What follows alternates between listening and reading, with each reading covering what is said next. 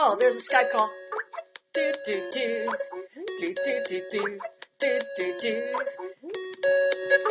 Hurry up, man. Hello, Manhood Academy students. Hi, booty. I must warn you, for FBI purposes, that we are now podcasting. Anything you say can and will be used against you in a court of law.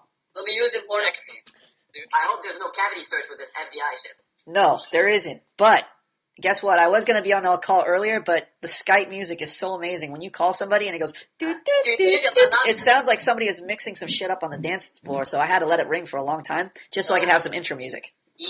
I was cooking when he called me, and I was like hearing some noise in the distance, and I just couldn't help myself. I like how you make the voices the sounds pretty well. It sounds like you're at the dance floor just grooving.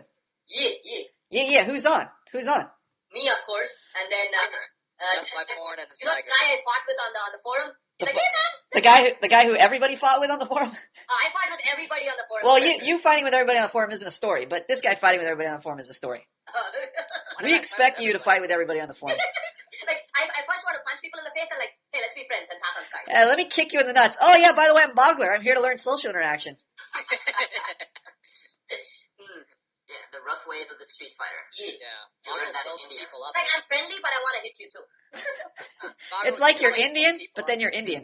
I'm Indian, but I'm Indian. I'm a friendly Indian, but you're Indian. Bogler, can you not waste my time? I gotta get back to ebook here. Who's on right now? Say that, bro. I can read your mind. Introduce so we can get this podcast going. All right, let's go on.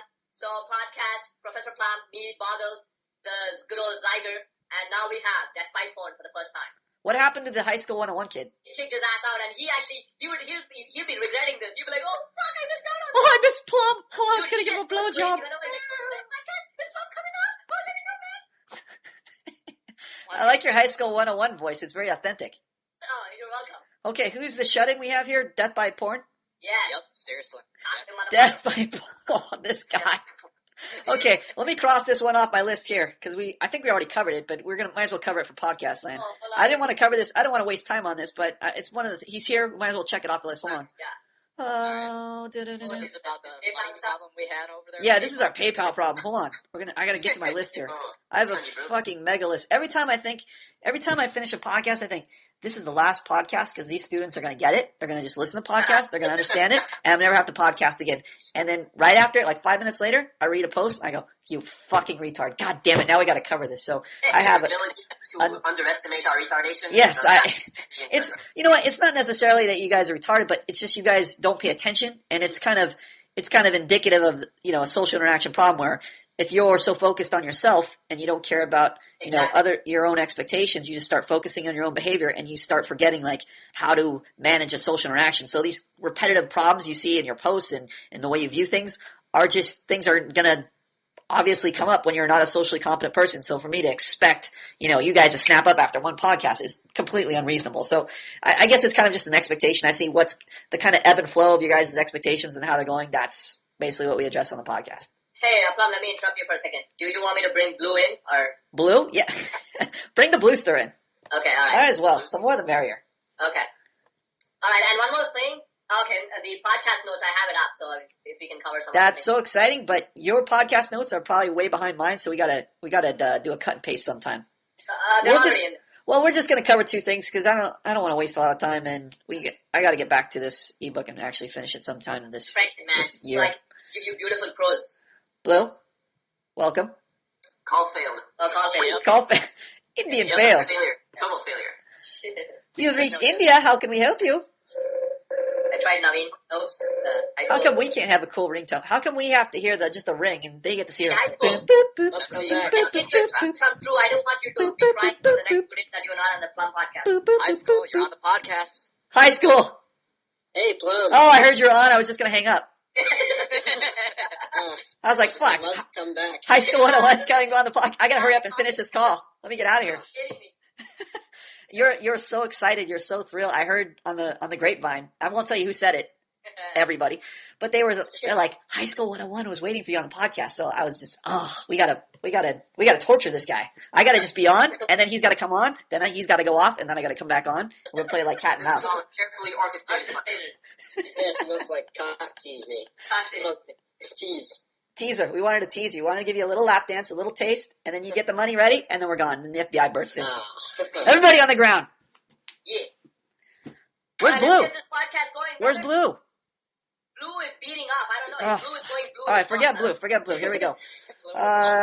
Where's my PayPal issue? I had a note on here and everything. I know it off the top of my head, but I want to be able to check this stupid thing off. Fuck that little kid. Delusional expectations, stress, positive incentive. Too many fuckos trying to enforce the expectations without incentive. That's going to be a long one.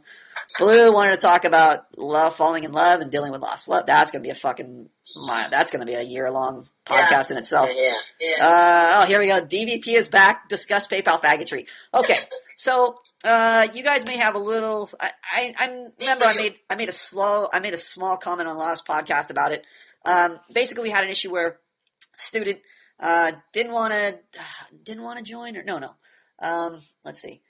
Death by Porn wanted to cancel his membership, I remember. Okay. And usually the way I do it is if a student cancels, like for instance, Travo, this guy, another amazing student who joins the forum, then cancels like 2 days later.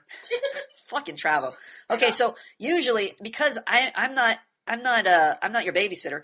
If you cancel, I'm going to cancel you as soon as I see that notice. As soon as I'm by a computer and I see that email notice pop up, the student has canceled. I'm going to basically I'm going to cancel your membership right then and there because and when I mean cancel your membership, I just mean I'm just turning off your student activation. It's really that simple. Your post remains, your identity remains on the forum, but we just turn off your account basically. It's just, you're just not allowed back in until you're signed up again officially. Facebook style, whatever. So the point is that I'm not there to, follow you around, and I'm not there with a pen and pad, counting the days from when you signed up to when you canceled officially. So I made a note of it. So maybe I'm sure you think this is like an automated system where it's done all by computers and your sign up is is logged in and it counts the exact days for how many days you paid or whatever. It's not. But the point is, I pretty much just canceled the account, which means you don't have access. And I'm sure you paid and you expected there to be maybe 20 days left on your account so that you should be able to attend 20 extra days. And I agree. I have no problem with that. The problem I do have is when a student doesn't want to talk to me directly and doesn't want to resolve it directly, wants to go through PayPal and make it a legal issue. And so then we got into this PayPal issue, which it wasn't a big deal in itself, but just the fact that I had to be going through PayPal, and the student I sent a message to the student, of course, saying, hey, what's the deal? What do you why are you creating a PayPal dispute? And then the student said, well, I just want to talk to you over PayPal. And this, all of a sudden, fucking headache. So as you can imagine, I don't want headaches. I want to make this as simple as possible. And also, every problem is not really a problem. Well, for me, it's a problem. Every problem for me is just a blank problem. But for students, every problem is a social interaction. It's a time for you to manage your expectations. It's an opportunity for you to unfuck yourself. In this case, Death by Porn basically fucked himself because not only did he disincentivize me from wanting to talk to him or deal with him in the future, he also had to pay the price, which I charged him an extra $100, which is basically an annoying fag fee or I have to get out of bed and deal with you fee, whatever you want to call it. It's just that I don't want to deal with a student who I know has a history of going, hey, if there's a problem with money or my sign up, I'm going to take you to PayPal, and now I'm going to cause you a headache with PayPal. There's going to be a third party involved. So I don't want to deal with this. So to get my expectation met, I need to get across to DVP, hey, if you're going to fuck with me, it's going to cost you. I know in your head, if somebody's fucking with your expectations because you don't value them, it's not going to cost them anything. So when you came back to the forum, you just acted as if nothing had ever happened. And maybe partly it's due to the account being through your parents, which I don't know what the exact deal with that is. But as I told you and informed you on the forum, that I don't care if it's with your parents or through your cat. I look at it as you signing up for the class, as you signing up for the academy, not your cat, not your hamster, not your plant, not your parents. You're learning to become responsible for yourself. So even if it is through your parents, I'm still going to blame you. Just like we had to talk about authority. If the ship is going down, I can't go, oh, the students fuck me. They're just not doing their job. Guess what? It's our academy. It's the instructor's academy. If something's wrong, guess who pays the price? We do, because we have to accept that we're the authority in charge here. So that's the price you pay for being in charge. That's why it's, as a person who's in charge, you have to convey to the people who are under your authority, don't fuck up. Because if you fuck up, I pay for it. So if I'm going to catch hell for one of your fuck-ups, you better believe I'm going to keep you guys in mind. So in that respect, I guess DVP is learning that lesson right now, that hey, if his parents fucked up, doesn't matter. He's the one signing up. He's the one that needs to be responsible for his account, for his status here at the academy, not his parents. So that's the lesson he's learning. It's $100 lesson, but it's a small lesson in the grand scheme of things. But the point is, it's a lesson nonetheless. That your authority. What the fuck? Boggles sending messages while I'm talking, popping up on my screen, distracting me. You little Boggles, you little distractor. Alright, I hung up on that. So the point, you hung up. Was Blue trying to join in? I think his internet connection's shitty. Fuck him. All right, let's finish up. So that's the point here. I wanted to get that across, that this is DBP's opportunity to accept responsibility, to basically realize that he is in charge. Not only does he have the opportunity to exercise authority in his social interactions, but there's also the cost. You also have to accept the responsibility along with that authority. You're Spider-Man, like we always like to say. You're Spider-Man. With great power comes great responsibility, right? I'm Uncle Owens or Uncle Buck or whatever the fuck his name was. Uncle Ben. Uncle Ben's Rice-A-Roni. I'm Uncle Ben. DVP, with great power comes great responsibility. Here's $100. No, here's $110. Yeah. DVP sends the extra amount, and I like the balls on this guy. He says, just send the $10 back and we'll be fine. Now, of course, to send $10 back, it's another hassle for me, and I'm just going to say, fuck you. You blew it. Just next time, follow directions. So I got an extra $10 on top of that. Thank you for your donation. We consider that a donation to Manhood Academy. It pays for all your jump ropes for all your new gymnasium facilities, your uniforms. It pays for Boggler's yogurt. It pays for a lot of things. So your money went towards a good cause. Letting you know that. All right, I'm okay with that. I'm all right with that. I don't have a choice, but Yeah, that's my point. You don't have a choice to be okay with that. That's the great thing. Choice, you need to learn to accept. hey, I can make the best out of a situation. We like to look. We always like to look on the bright side of things around here at Manhood Academy. You on here, bro? Oh, never mind. Dude, I'm gonna be honest. I would have paid you $1,000 if I had the funds. I'm not kidding. I'm not kidding. I would have. I'm glad you told me now. I would have charged you. I would have added another zero. But no, Yeah, exactly. our goal here is not to torture you. Our goal, as always, is to I know it seems difficult, harsh, tough, this academy for a lot of students, especially if you're not new to social interaction. If you're a novice at social interaction, you look at the words on the screen as death, as torture, as pain, when really they're not. So it's very easy. I understand a guy in my position. It's very easy for me to take advantage of you students, and I realize that because we've seen, we posted some of the things from the seduction community and how they take advantage of their students. So it's very easy to take advantage of guys who don't know any better.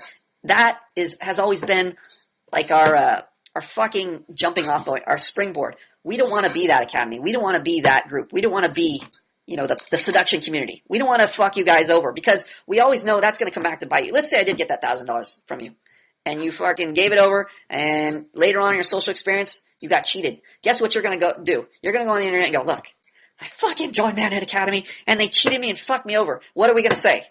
Yeah, we did it. We might have to lie and do damage control and delete your review and da-da-da, but eventually we be caught, right? So we realize that down the road, there's always a ripple effect. If we're fucking students over, down the road it's going to catch up with us. Small way, big way, doesn't matter. It's always there. So we have to be upfront with you in our dealings, especially money dealings. We don't want to leave any impression that we're doing anything shady, undercovers, just trying to scam you guys.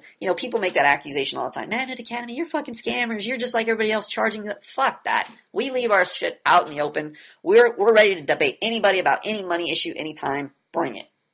So I think that's covered. Let's skip on. What was the other thing we're going to cover, Bogler? You can cover my points. Blue. I was actually tempted to cover dealing with Blue's lost love, but that will turn everybody old. That is going to be. Hey, Blue, you on there? No. He's missing an item. That's going to be 5 hours. Hey, Blue, speak up. Hey, Blue's not on here, is he? Okay, alright. No, he's not even in the box. Good. Okay. 2 things I want to get to before I get out of here. I want to get to DDP, and I want to get to High School 101 because he's so excited. He's got his autograph book in hand. Dude, I imagine High School 101 with his mouth open. His mouth might be open, but we're going to cover him anyway. I just read DVP's post here. This is a touching part. I'm going to read this right here. I'm starting to feel the same loss of momentum. I'm just starting in the middle here on your expression post. I'm starting to feel that same loss of momentum that I felt when I got settled in after about 2 months. Only this time I'm aware of it now, and I don't allow myself to become lazy, and I'm going to stay the fuck on target. I understand that I still haven't completely kicked the working with your feelings mentality, and that is the first thing I want to go, even before my lack of social skills. Okay.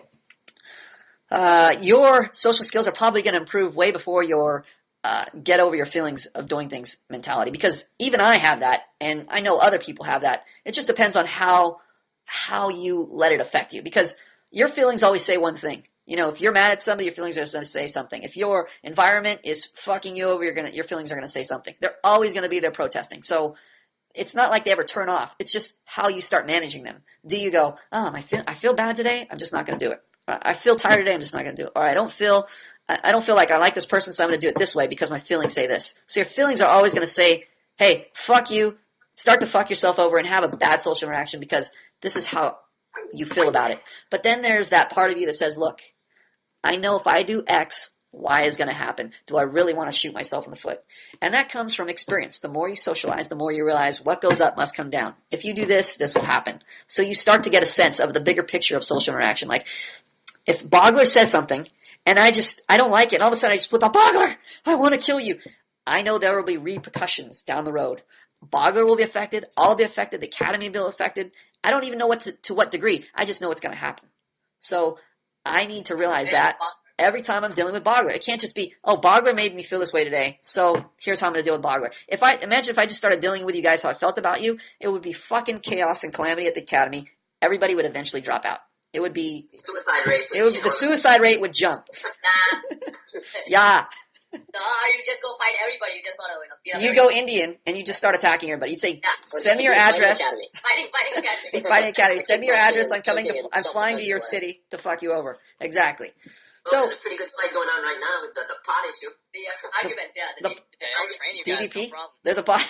There's a pod issue. There's student drama. It always looks like the more students we have, you notice the more student drama crops up.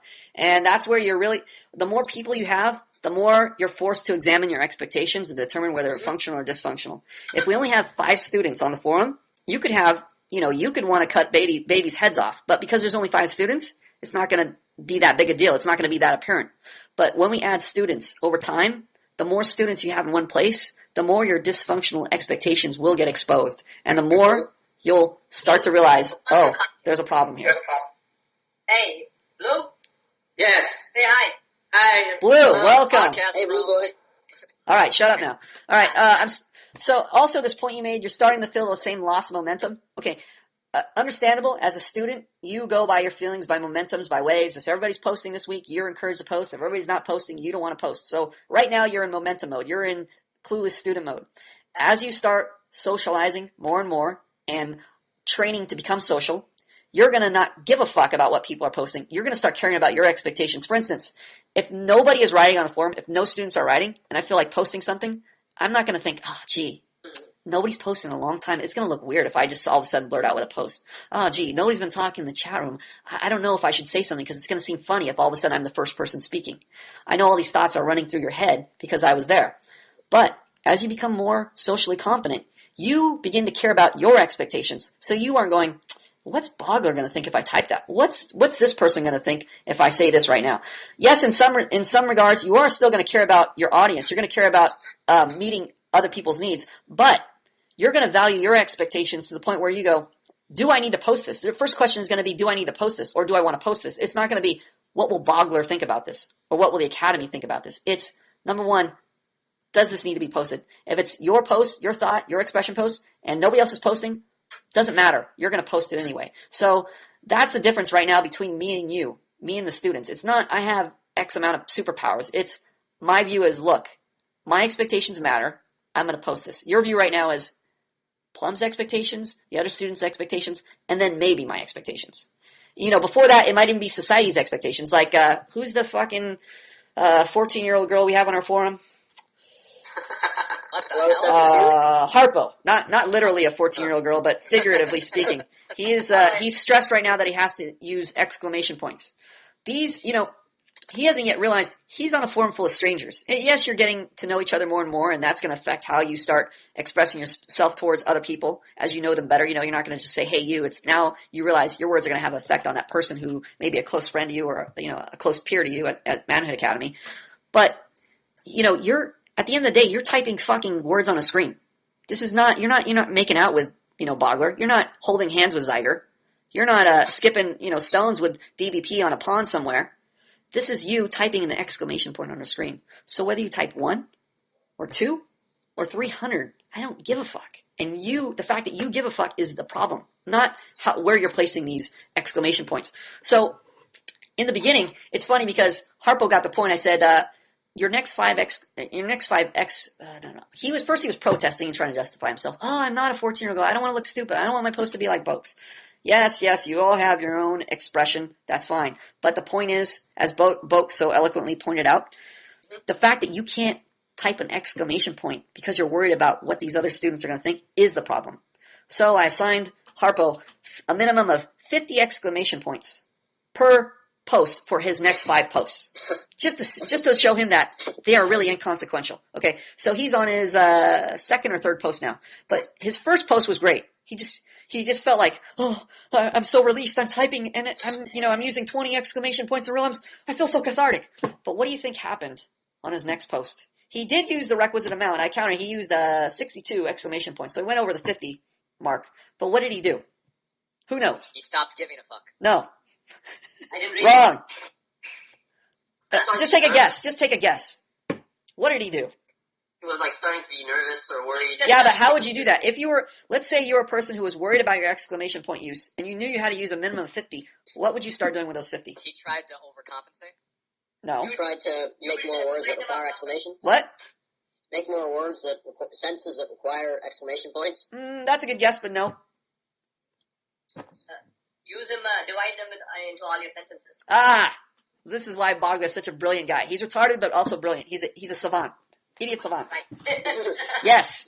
This is where you start trying to normalize things. You don't want to appear so crazy. So what you do is instead of putting those, 10 exclamation points after one sentence, you start spacing them out. You use one here, one there, one there, one there, one there. So when I look at the screen, it doesn't look like an excited guy anymore. It just looks like a guy who deliberately placed all his exclamation points, at the end of every sentence to kind of space them out.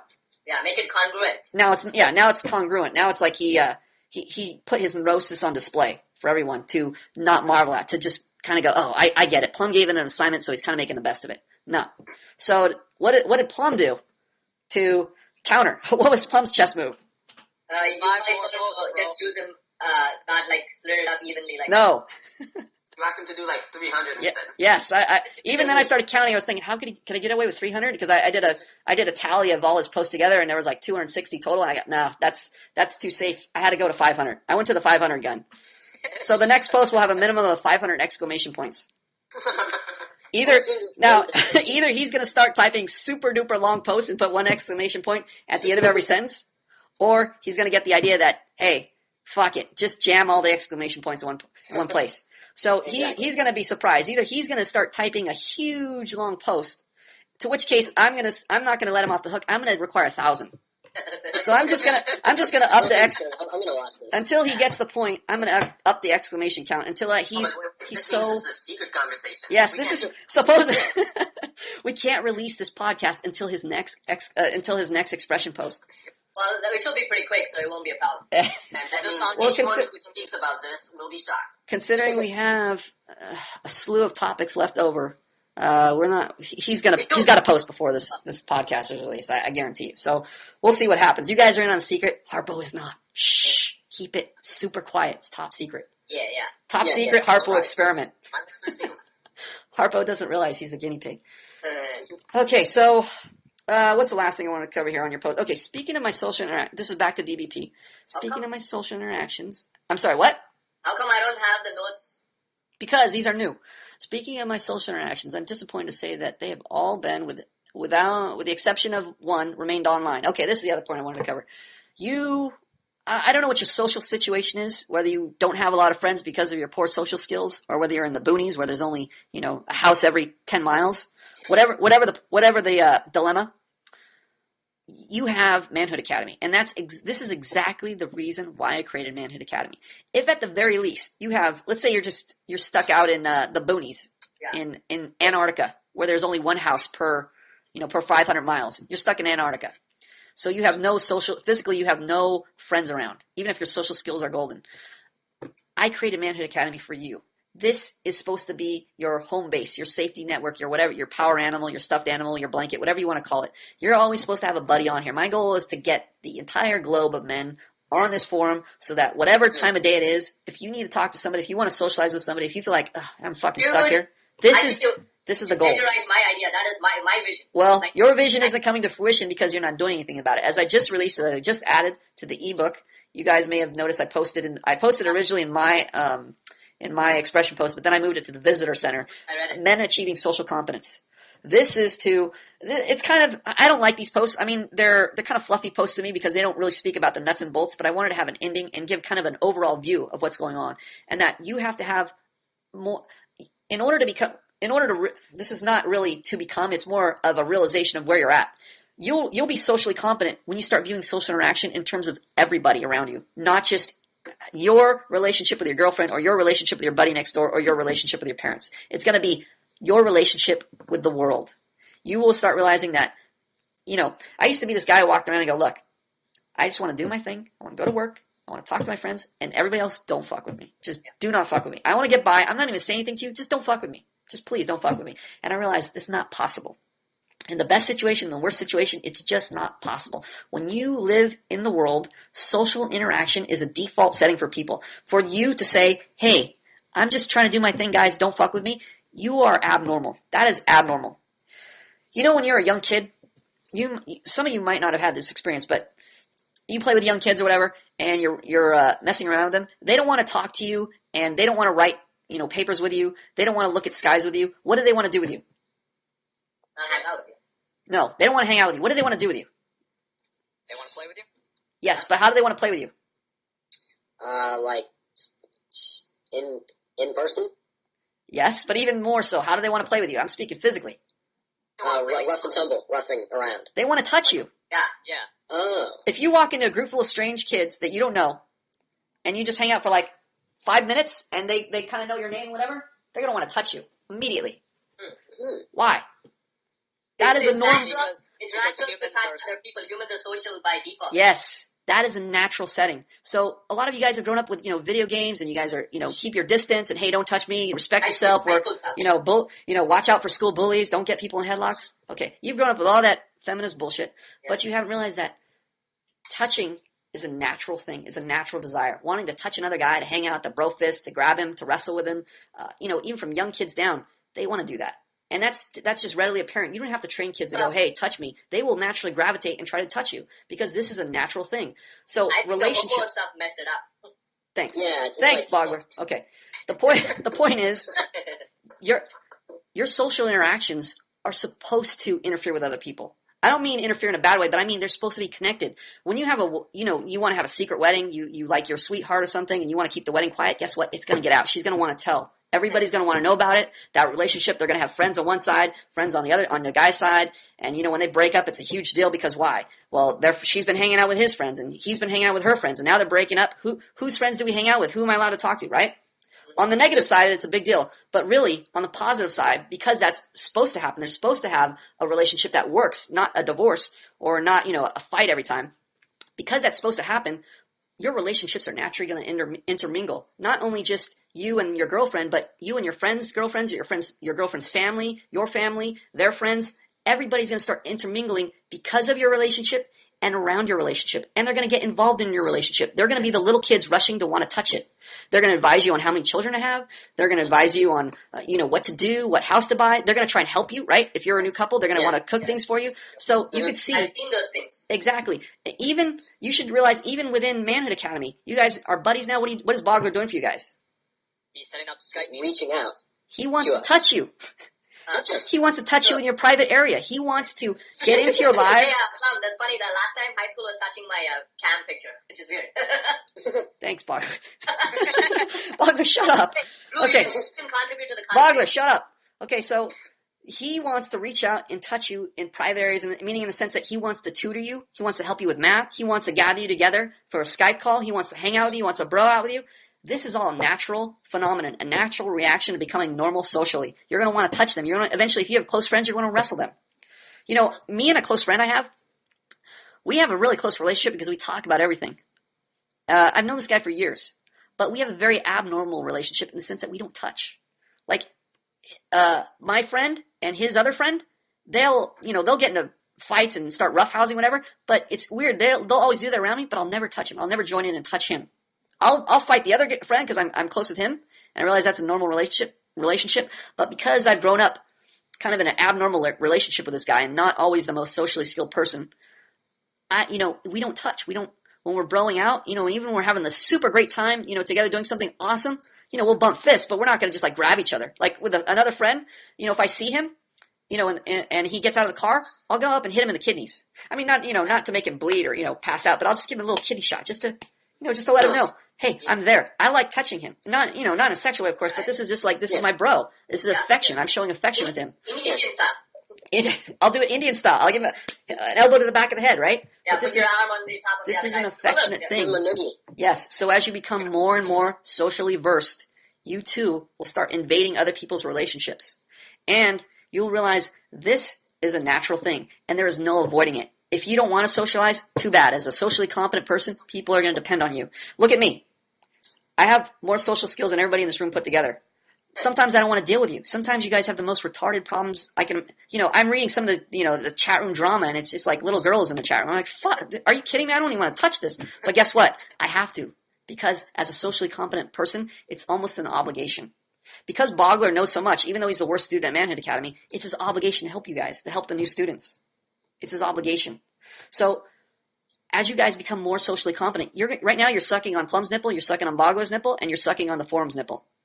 But as you become more socially competent, you're going to have to pull down your top and let other people suck on your nipples. It's beautiful imagery. I say this figuratively because I know some of you are taking this literally and, trying to, press your breasts together right now, but back off. This is a figurative expression. So this is what I was trying to get across in that post, that you guys have to have a grand view. And right now, DBP, you're isolated. So I don't know if it's self-imposed because of your social skills or physically because of your environment, but regardless, this is why the Academy is here. This is why it's great for you guys. When I found out you guys are doing Skype calls and all that shit, this is great. This is great. The chat room was my first kind of experiment in trying to figure out, is this really necessary? And then I realized after a while, this is definitely necessary. Yeah, exactly. This is more than necessary. It would be great if you guys could actually meet with each other like you guys are close. That's why, the next campaign is going to be, if you get a buddy, we got to incentivize you to sign up with a buddy, like half off or whatever, just so you can start training with another guy that's right by you. That is the best thing to do. I sent a PM to Wolf. This is good. And another thing is to start recruiting people. And I don't know how to do this. This has always been kind of like my vision, is to get, once you guys become more socially competent, or even if you guys aren't socially competent, the very least you can do is, hey, I found this site and it's pretty cool. I learned some stuff here. Look at this. Or here's a flyer. I don't know, whatever your guys' ideas are, and brainstorming, just to start bringing people, because you got to realize this is never going to be, hey, how do we help Plum out? How do we help his academy out? No, this is, how do I help my academy out? How do I help my social circle out? This is really your view has to be, is look at Manhood Academy. Yes, I'm here, and this is an institution run by Plum and Ladice right now, but I have to realize eventually that any social interaction, whether I'm going to a cashier, whether it's my market I go to, whether it's the movie theater I go to, whether it's, the school I hang out at or attend, that is my social circle. That is my institution. If I don't do something while I'm there to affect it, I'm being passive. I'm letting that environment affect me. And that's a lot of what happens. Like if you go to a university, it's a big, overwhelming thing, and you're like, fuck, they know what they're doing. UCLA knows what it's doing. North Carolina University, Harvard, Yale, they've been around for eons. They know what they're doing. I'm just going to let the university happen to me. Mm-hmm. You're fucked. Mm-hmm. You may have a great experience, but in the grand scheme of things, let me tell you, you're fucked. You have to happen to the university. You have to set the precedent for what you want at your university, at your campus, at your work. There's of course you have to, if you have a job, you can't just tell your boss, hey, fuck you, do it this way. There's, of course, as you mature in your social interactions, you'll learn that there's certain ways to do things and certain ways not to do things. But the overall point is, you have to be the one initiating. You have to be the one that say, look, I'm going to be Bogler. I'm going to say, look, everybody, I'm going to have a picnic. Everybody, I'm going to have I've been going, look, the students that are local, I want you to come on hikes with me. Before I used to be, look, I only know my close buddy here, so I'm just going to go with him. It's cool, just me and him. I'm comfortable with him. But I realized the better social experience you have is the uncomfortable one, where it becomes something, because you're trying to take uncomfortable social experiences and make them comfortable. You're molding them. Every new student you have out, you meet will be uncomfortable. You'll be uncomfortable because you need to realize you shouldn't be trying to avoid uncomfortable social interactions. You should be molding uncomfortable social interactions till they're comfortable for you. You realize the difference? A lot of people go, this social interaction, I don't know those people. I don't know this class. I don't know the study group. I don't know these work peers. I don't want to deal with them. It's easier to not deal with them. And it is easier to not deal with them. But you don't realize those peers are going to affect your life. Those people are going to affect your life. Those strangers are going to affect your life, whether you like it or not. And it's most likely going to be in a way you don't like. So why not go, okay, here's the uncomfortable situation. I know how to manage it. I know how to manage people now. I'm learning how to do it. I'm going to start affecting it. I'm going to make it what I want it to be. And that's what a socially competent person does. He is the initiator. He's the one that goes, look, I'm not going to let you guys happen to me. I'm going to happen to you. We're both coming into, let's say, Yale University. We're all new students, but guess what? I'm going to be setting the clubs up. I'm going to show you how they're going to run. I'm going to show you how the student body is going to run. I'm going to create the social environment that I want to happen here, and it's going to go according to my rules. That's what a socially competent person eventually becomes. So that's what you guys are going for. Yeah, some of you are just going, for your goal is to leave the house. That is a big goal, big enough goal in itself. I'm not talking about today. I'm talking about big picture. This is eventually where you're getting to. Now, this may seem light years away for you, DVP, but this is your goal, and this is where you're going. We're going to drag you there, whether you like it or not. Yeah. Hey, Blue, speak up, man. I think the hardest thing for me with initiating social interactions is that when you first talk to somebody, the people, because they're as retarded as you, their expressions and it's just so cold, and you just think you're just talking to a statue. It is. Yeah, okay. Prime example. I talked to this girl today, right next to me, sitting next to me while I was working at Starbucks, and she was just very, probably just a stern family life where they just didn't, express themselves, and everything's straightforward. There's no joking. It's very serious. And I tried to talk to her, and it was just like pulling teeth the whole time. But because of my realization is I know what I'm doing, she doesn't.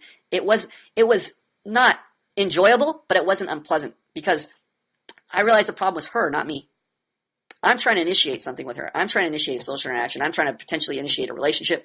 But the real problem is she is just not responding. She doesn't know how to respond. She's not responding in a friendly way, etc. So because I have a realization, look, I know what I'm doing. Girls obviously don't know what they're doing. The more you realize this, the more you realize you are obligated to lead that relationship. Don't even pay attention to what she says.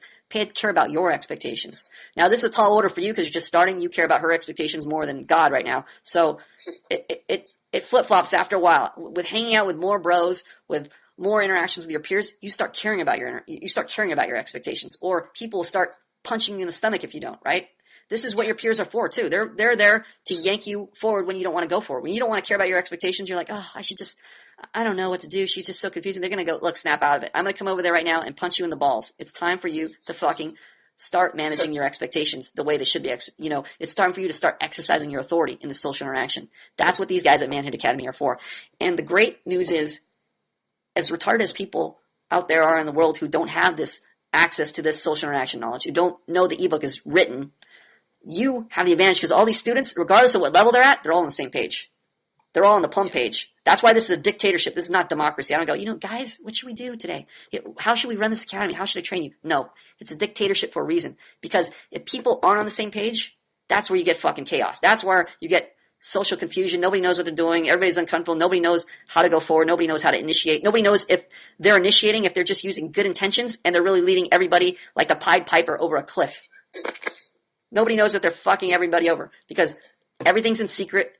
All your plans and schemes are in your head, and nobody's willing to say, look, this is what I think should happen, and this is what I think is the way we should do it. That's why Manhood Academy is different than every other place you've been out there, because we're going to say, look, this is exactly how we should do it. This is why we should do it this way, and we're going to fucking debate anybody into the ground who says we should do otherwise. If you think your cards are better than my cards, put them on the table. Let's see, right? Yeah. That's the difference. That's our main source of credibility here. We're like, look, we have aces. You have twos. But the difference is we're not going to just tell you that. We're going to prove it. We're going to put everybody's cards on the table, and whoever has aces is going to win. We don't win because we feel like we should win, or this is a good thing. It'll help us out. It'll help out my self-esteem. We're winning because we're talking about principles here. We're not talking about something that's just going to benefit this person or this group over here. This is for the benefit of you who are playing against us. That's the ironic part. These things will actually benefit those people who are saying, oh, you guys are wrong. You guys are off. This is actually for their benefit. They just don't even realize it yet. Yeah. Yeah. I want everybody to go, yeah. Okay, I'm going to say that last sentence again, and everybody just go, yeah. Okay, so this is for their benefit. Finally, fucking you showed some sign of life. Obviously, Bogler, not following directions, very Indian. Let's try it again. Right. This is for their benefit. Yeah. Nigga. That was the gayest I've ever heard in my life. Who threw in the nigga? Who threw in the racist culturalist comment? Who said that? I did. High five. No, that was me. High five. High five, High School 101. Okay, High School 101. I went ridiculously over time. As always, I screw myself over. I say I'm just going to be here for 15 minutes. Hold on, I have a very big concern that the students might have. Fuck. What? Alright. Hey, don't grunt to Yeah, don't grunt when your senior drill instructor, Bogler, is talking. And You should be also, elated. you better speak the fuck up or I'll hang up on you next time. Yeah, motherfucker. You heard Bogler. Well, You just lay down the law. I don't wanna interrupt Professor. Just acknowledge, show a sign of life. Alright. I'll do the grunt. I'll do the yeah.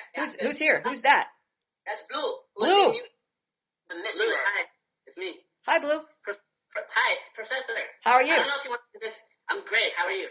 I don't care. What do you want? Okay. Well, I don't know if you want to do this on this podcast. No, I don't. Yeah, Plum, let's just finish the Where this is supposed to be a 15-minute podcast that it's turned into almost an, let's see.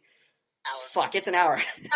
This is just supposed to be a 15-minute podcast. I just briefly mentioned that, the love issue we're going to talk about, but we're definitely not talking about it here, or we're going to be here all night long, and that's not going to happen. Yeah, Plum, let's just do this one thing which is a concern for a lot of the students. What's that one thing? Alright, when we're talking, when we're talking to each other, I mean, we don't, we're doing a podcast, but when we're talking to each other on a conference or one-on-one, a lot of times we're worrying, like, when we're having a conversation, worrying about, how am I conveying my experiences? Yeah, we're not covering that right now. We're not covering that right now. Just write that down. Okay, High School 101. It's your autograph session. You got 1 minute. What do you want to talk about? I want to talk about my last expression post where I was having a little convo with Mr. Travis, and basically his voice is. I tried to train his expression basically so I could just make a conversation. The Indian who loves to talk about talking. What? The Indian who loves to talk about talking. Yeah, exactly. Uh-huh. Okay, well. Come on, 30 seconds. Hurry up. Alright, well, the basic point was, he had a monotone voice. I said, no, I don't like that. Here's how to do it. Just inflect your voice with whatever you're saying, with however you feel. And then he told me some story about going to the beach, and then I told him I enjoyed it much better because 10 his voice was seconds. not And monotone. that's all the time we have. Thank you for sharing that. Anybody else have any parting comments? It was enjoyable to have all you guys on the podcast, even High School 101. Yeah, it was pretty awesome, man. Thank you for that end ramble. We'll try and edit that out of the podcast, but we enjoyed having you guys. I really, as much as I kind of fuck around with some of you guys on here and give you a hard time, I intentionally do that because you got to realize this is Manhood Academy. This is not the outside world, and the outside world is much less forgiving than me. Yeah. Yes, I am rough with you. Tough as that. I'm rough with you, but it's because I realize other people are going to be rough with you without any good intentions in mind, without any purpose for them talking to you. For instance, if they're going to make fun of you, they're going to make fun of you just because they want to, and they're going to benefit from it. They're not making fun of you to help you or anything like that. And I'm not even trying to make fun of you guys. I'm just having fun with you. So I hope you guys will take it in that spirit. Yes. And Plum, you are touching our hearts and minds. yes. As Plum, if we think you're an asshole, wait till we get to the real world. Yes. Wait till you get to real assholes. Then you'll understand what real assholes are like. So this has been Plum and the crew at everybody at Manhood Academy. We'll see you later. We're all going to say, so long, Academy, on 3. 1, 2, 3. So long, Academy. That was so gay. Yeah, needs to come in. Welcome to Manhood Academy Podcasting. We have on a special guest. This sounds so annoying. Just bear with it. Okay. I'm sorry. I didn't mean to say that. I'm just reading Dr. Ladice's typing. He's typing in the back, and he wants to contribute to the chat. So from time to time, he'll be typing in little messages. He can hear everybody on here. Dr. Ladice, he recently had throat surgery, so he cannot talk right now, but he'll be contributing. He'll be contributing through GChat, and I'll be translating messages via GChat. But I'd like to welcome all the students. And by the way, I want to welcome our most amazing student of all time, Jar. Jar, where are you? I'm here. That's what I was trying to tell you. What? He's not on? Yeah, I was trying to get him in, and you're like, hold on, I'm still trying to get this. Fuck! Get Jar Jar Binks in here. Dice says hello to Jar Jar Binks. He's waving to him. Who the hell is Jar Jar Binks? Oh, Dude, he's the Boggles. fucking Gungan from episode 1. Who's Watch it. Jar? I know, Carol? who is Jar Jar Binks? Hey, AKJR, you on, bro? Ah, Jar! Oh, we need to get part. welcome, Jar. Well, Jar, thank you. Hello, Jar. Jar! Oh, okay, quiet. I have to talk to Jar. Everybody be quiet. I'm going to talk to Jar I'm one-on-one. getting one more guy here. Hold on. Oh, fuck. Come on. I'm so anxious to talk to Jar. Yeah, hold on. Relax. Yeah, we all are. I'm I just wanted to sit in my room, okay. work Manhood Academy, and then I couldn't get Audio away from chat. that. I just, Hey, Jorge, we finally got you in. All right. I got attacked. Is Toreno in? Jorge, Toreno is in finally. Sweet. Toreno. Okay. Toreno. Toreno, please use your forum names. Okay, let's see here. Dude, how do you get that theme? That's Yo. Okay, let's see here. I'm trying to hook up with Dice here. Dice, can you hear everything? Blah, blah, blah. Yeah, he's fine. Okay. He can hear stuff. Tortoise guy, we don't need him anymore? Who's that? T-O-T-Z-Z-Z. Yeah, you could log out towards now. He's good here. Oh, it's a Dice, okay. Yeah, log him out. I got him over here. All right, Dice, they're logging you out over there. You're good over here. All right. We got do we have the jar in yet? Is everybody here? Yes, the jar's here. Jar. Oh my god, I'm talking to Jar. I feel like I I'm know. talking to a celebrity. Jar's full of lube. I have imagined so many things about Jar right now. Jarhead. All right, be quiet right now. I got to interview Jar. I got to get to his expression post. Everybody that wants to follow along, go to page 6. I have to interview him about page 6. Oh, where the fuck is it? God damn it. Page 6. Page 6 of AJJR Jar's expression training. Oh, yeah. Okay, yeah. Jar, you got it? I had another breakdown or something. I don't know. I remember that. You having a mental breakdown? Here we go. Okay. I was going to reply to it. Just Don't now. worry, we're going to reply right now. You're going to get a chance to Yeah. reply right now. This is the Got it exciting written part. down. I'm so excited. Okay. We're scrolling down to the bottom here. Something about you boring everybody with the weather. Don't have a life to spill. Okay, so basically, you like to type nonsense posts that have nothing to do with your experience, so everybody falls asleep when they're reading them, because there's so much Jar trapped in there that is just waiting, dying to get out. But since you're such a tender, delicate guy, and it's taken you so long to get here, your journey has been so great, it's all been hidden inside. So you're posting these ridiculous weather posts that nobody cares about. But finally, we're going to get to the bottom of Jar tonight. Okay. Yeah. Have you ever actually posted something good though? Like. All right, shut up, Jar. Jar, just shut up. Okay. Here we go. So, your topic. Okay, then here's my beautiful post of you as a green jar. This is also sweet. Okay, I enjoyed that. Now, where's the post I want to cut? Here we go. Second to the last one, right before I respond. Bottom of page 6. Okay. This is one of your most touching posts because, as always, you just post in little blurbs. You don't really give your full story out. You like to play your poker hand very tightly and not let anybody have a peek, so nobody has fun playing with you. You know when you watch poker, it's like one of the most fucking boring things around because everybody's trying to fucking trick everybody. So they got their sunglasses on, they got their motorcycle helmet on. They're in a full stone face mode, so you can't read. You might as well be playing against the wall. But the great poker players like Johnny Chan or whoever else is like a veteran, they smile at you. And they laugh at you, and they have fun with you at the table because they know they're going to rape you later. But the point is, they are playing a psychological game, whereas you're playing poker. So you're playing like Terminator face, no emotion, no nothing coming across. You're not transparent. Whereas the professional guys, they appear very transparent because they're having a conversation and letting you know how they think and how they feel, but their cards are hidden. But that's poker. I'm taking the analogy too far. The point is, you like to hide things. So This is every now and then you get a little peek into the jar. So we're going from Jar. It says, so I ask, why the fuck are you boring me with the weather? Don't you have an entire life to spill at some point, Mr. Jar? And Jar says, this makes sense to me. I really do have an entire life to spill out. I want to spill it out. After I read your question, I took my dog for a walk. Oh, I see your little introspection. You're thinking about it, having a tender dog-to-human moment. I could think of 20 different possible topics from the top of my head as opposed to struggling to make up one like I usually do. Okay, problem number 1. What's the problem here? What's the problem with this? Topics are boring. You don't want to listen to topics. Exactly. We don't care about topics. We're having a conversation. Like when I come to your house and we're going to go outside and play soccer, I don't go, hey, bro, guess what I did last night? I knew I was coming to your house, so I got out some cue cards and I wrote down, talk about girls, talk about our video games, talk about fun topics, talk about a random geography topic, right? I don't have a list of things prepared because I'm not talking about subjects with you.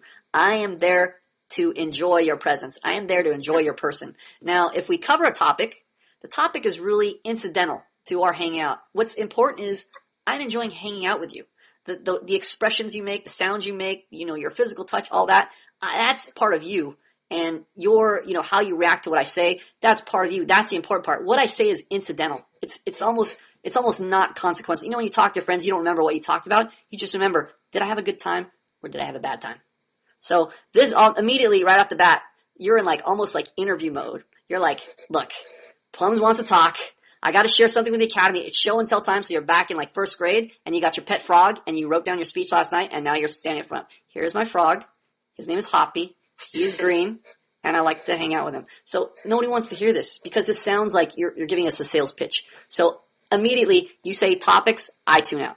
Okay, I fear my thoughts, reactions, or expressing myself in general would not be the same as everyone else's who are normal. To be a man, to be one of those cocky, confident jocks, I would need to have reactions and emotions that are manly.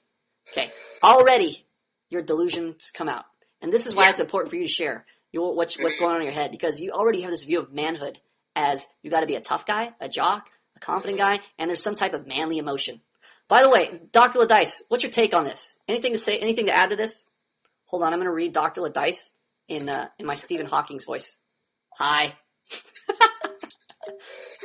Busy. I am busy right now. Thank you, Dr. Ladice. Who has the motorcycle in the background? Who's mowing their lawn? Hey, don't I just heard it. stop, man. Yeah, dude, turn that off. It's annoying. It's annoying as fuck. This is Pacemaker. He's got like this industrial Yeah, grade Pacemaker. Thank you. But what is that? Is that your motorcycle? Who's making that sound? Okay, is that, you know what, I think it's my fan to my laptop. Turn your Oh, it's your laptop fan? Dude, does that fan run on diesel? Yeah. Jesus Christ. Dude, it's been like this for a while now. It's fan. We got to bear with it. Let's go. Let's get back on track here. Okay. So to be a man, you have to be one of those cocky, confident jocks. Okay. Already you have to realize that. Oh, by the way, Dr. Ladice drew a heart. That means he loves you. Okay. By the way, you have to realize that your view here is one of like you are either presenting a front or you're immediately starting to compete. Because in your mind, if you have to be a confident, cocky jock or a guy who has manly emotions, this means that there's other people that are, having these types of manly emotions or having this type of presentation. So you're in competition with them. And if you don't meet up to that standard, they're not going to accept you. And this is a huge problem because, of course, this is going to prevent you from even wanting to share, from even, desiring. What thread is he reading from? Who the fuck is typing that? I'm reading from, if you want to follow along, it's AJJR's expression training thread, page 6 at the bottom. Now shut up. All right. So you have this view, and it's a competitive view. So immediately you go into competitive mode. And competitive mode means, what do I have to offer to this team? All of a sudden it's like, if I'm not contributing, if I'm not pulling my weight on this team, coach is going to cut me. You don't realize you've already paid your $10. It's impossible for you to be cut from the team. Yeah. That is a special metaphor analogy I just created for you. But the point is, you are kind of on a blank canvas right now. You think you're in a different program. You think you're at Dianetics, or you think you're in who's that tall, gorky, giant guy with a giant head? Tony Robbins. You think you're in Tony Robbins' Academy or on Oprah's couch. Dianetics, LOL. I got an LOL from Dice. Thank you, Dice. He shows love for Tony Robbins. Okay. He says, I love Tony Robbins. Okay, so you have to realize that this is the place to fuck up. This, in the world, it's understandable that you think this way and you feel this way because when you're out in the world, there's no second, they don't give you second chances. They say, present yourself, you present yourself, and they're like, look, that's stupid, I don't like it, or that's great, you're a cool guy, come hang with us, you're a bro. So you're terrified of this because it probably happens on a daily basis or happens enough times where you realize people are making judgments, snap judgments, and they're like, look, you're cool, I want to hang out with you, or no, you're lame, and I'm not going to talk with you. I'm going to ignore you. I'm not going to interact with you. One or the other. So now you have this kind of built-in defense mechanism. If somebody's challenging you to interact, all of a sudden, it's like, what team am I on? Have I trained for this team? Am I ready to play? Am I ready to compete against you guys? Okay. You have to realize, look, Jar. Yeah. Can I call you Jar? Jar sounds awesome. I like calling you Jar. I was going to call you Jar regardless. You have to realize that this is when you're in a social interaction, especially here at Manhood Academy, you're like a finger. Okay, you're important in the social interaction in the sense that whether you fuck up or whether you have a successful social interaction, both sides are necessary. Now, obviously, we know why a successful social interaction is necessary because you're getting satisfied, your needs are getting met. Great, but why would it be important for you to fuck up at the academy? Why is that important? You think? If you had to take a guess, because obviously you think it's a bad idea to fuck up, but why is your fuck up necessary at the academy? You tell me what you think. Because to be fucking up, that means you're moving forward, I guess. No, it doesn't. No? No. If you're fucking up, how can you be moving forward? Well, I guess in a sense, yes. That's like if you're trying to make the light bulb and there's 100 steps to make it and you eliminated one of the steps. Yeah, that fuck up was helpful. But that's not the answer I'm looking for. That's not a bad answer, but that's not the answer I'm looking for. That fuck up, why is it necessary to Manhood Academy? You learn from your fuck ups. Thanks, Jar. Yeah. And everybody Hold on, else let's go back to Jar. Right? Bogler. Alright, let's do that. Yeah, Go on. shut up. Let me talk to Jar. Yeah, got it. This is my first time talking to him. I'm excited. Don't ruin it. I realize that. Hold on, I have a special message from Dr. Ladice. Ha ha ha ha Oh, and I missed the ha. Dice Man for some reason. Yeah, Dice Man. He misses you too. And, Okay, we so have this weird mutual so love. Jar. What is the possible reason why your fuck up is necessary to Manhood Academy? because I'm contributing, and everybody else can kind of learn. And Oh, what? That's such a generic bullshit answer. What does that even mean? You're contributing. I'm just trying to. I know. Come on, flesh it out. Let's go. Take some stabs at it. You gave us a bullshit answer. Now give us a better answer. Why? Why do you think your fuck up is necessary here at Manhood Academy? Okay, I'll give you another example. I'll give you a hint. Okay. Some guys post something that's like fucking retarded, and I'll comment on it, and they'll go back and they'll change their fucking post, and now my comment makes no sense. Okay, I'm not as mad. I'm mad about the part where they changed their comment so that my comment makes no sense now because it's not addressing anything. But why am I more mad that they changed the comment? What's wrong with that? Well, you want them to post a new comment, and then you want them to see but what they did why is differently, the fucked up comment important? Why is it important to you? Because, Why is it important to you? Why is that fuck up important to you? Because I see what I was doing wrong, and I can see that it wasn't moving to an orderly state. Okay, not just you, but who's the new guy here? Torino? Right Torino. Hold on, Torino, where are you? Right here. Torino, you're the new guy. That's with an R, not an N. Who cares? You're the new guy. You're Torino for now. Torino, you're the new guy, and you have to figure out how things work here at Manhood Academy. What if you came into Manhood Academy and everybody was like me, exactly like me, knew what they were doing, what they were saying? What would you think if you came into this academy? Probably be a little intimidated. Yeah, you'd be a lot intimidated. You're a lot intimidated right now. Okay? So the fact that he covered up his fuck up and he's just a beginning student would intimidate you even more because you wouldn't even know he fucked up. You would think, oh, nobody fucks up here. Manhood Academy is all pro. It's all pro team. No. Yeah. You gotta realize this is an all retard team. If you're at Manhood Academy, you may think you're bright, you may think you have this and that and a certain ability, but when you're in the academy, I consider you a retard until you prove otherwise. You made the retard roster. Yes, you made the retard roster. So Everybody has helmets here. yes, everybody has a helmet. You're working from ground zero. So, with that in mind, your fuck-ups are so crucial, especially to the new students, because they realize, oh, this guy didn't come here with a 10-year degree in social interaction. This guy didn't come here knowing his head from his ass. He is just like me. And also, when you look back, like when you're Bogler and you've been here years at the academy, you look back and you see, oh, I was a fucking retard, and now I know what I'm doing. Now I know how to lead a social interaction, especially when you think to yourself, your emotions are down, people aren't talking to you, like, oh, fuck, I must be terrible. And then you go back and read your old post and you go, oh, I know exactly what I'm doing. The environment might be tricking me, my feelings might be tricking me, but I know exactly what the fuck I'm doing. That realization is going to be one of the most powerful things you bring to a social interaction. Realizing you know what you're doing. You don't realize that right now, but when you come back and listen to this podcast 6 months from now, you're going to be like, oh, fuck, that makes sense. Yeah. 6 months? Man, I wish I did it.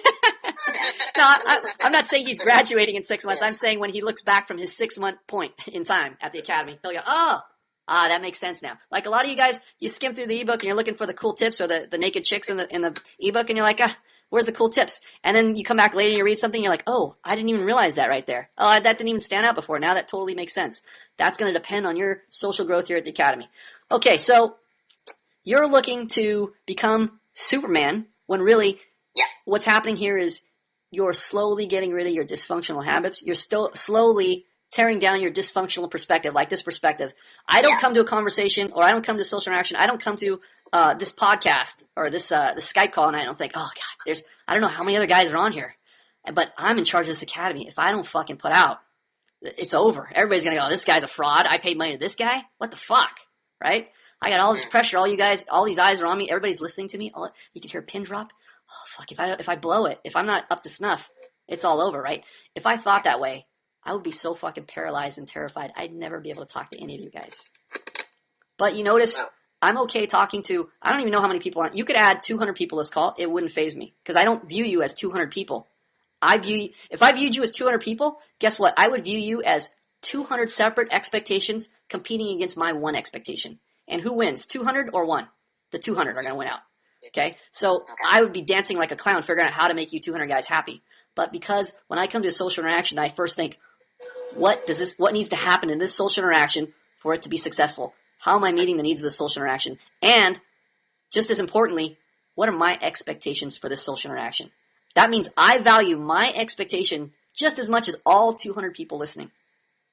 You don't have that view right now. You have the view of how many other people are in the room and how much their expectations all weigh cumulatively compared to my one expectation. That's how you're viewing it, and that's why you're paralyzed. So as soon as you turn it around by training, again, not by just me telling you this is how it goes, you actually need to have experience of talking to people and managing how they react to you. When you can get them to react a certain way, you realize, oh, I know how to exercise authority. Oh, I know how to get my expectations met. Oh, I know what I'm doing. And then eventually that translates into, oh, my expectations matter.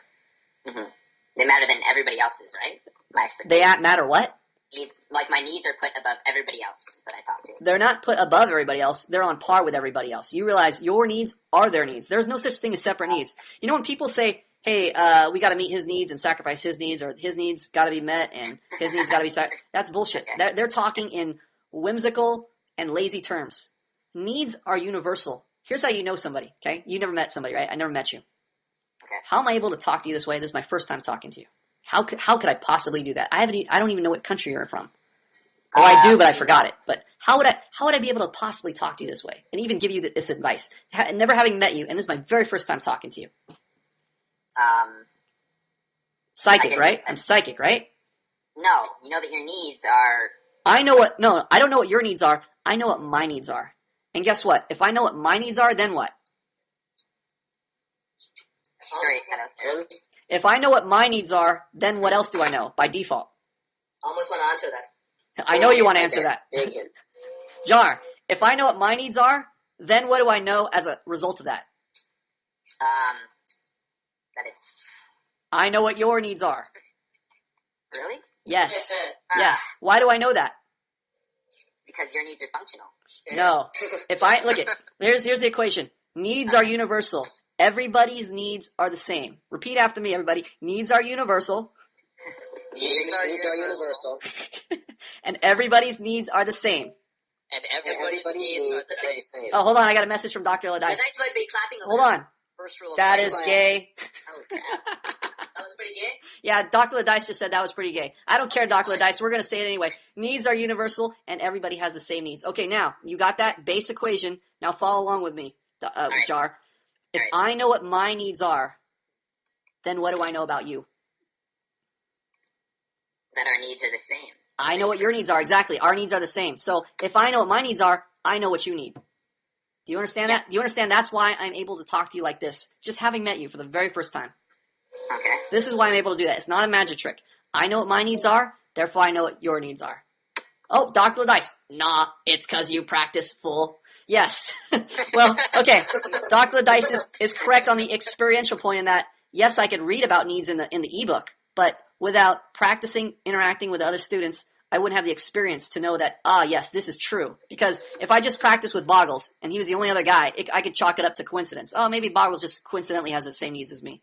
But the more people I talk to, the more I interact with people over time, I realize the same pattern is happening over and over. Why is that? Because everybody has the same needs. Needs are universal. When you understand your own needs, you understand everybody else's needs. So I don't have more needs than the other guy? Yes, you don't have more or less. You have the exact same needs. I'm not special. You're not as special as you thought you were. Sorry to burst your bubble, Boggles. Not a freaking snowflake. Dr. Ladice, what does that even mean? Dr. Ladice, we'll cover that later in a more in-depth discussion. But hey, Jar, now that I got it sounds so ambiguous, Dr. Ladice, one day your voice will heal and we'll be able to talk to you in person. It'll be an exciting day for all of us. But Dr. Ladice, I hate you. Okay, thank you, Dr. Ladice. Jar, since I have you on, and I don't know if I'll ever have you on again, I need to know what's life like in England. Not England, man. I don't even know where he's from. That's how much I know about this guy. No, I'm from Canada. Everybody's from Canada. You know what?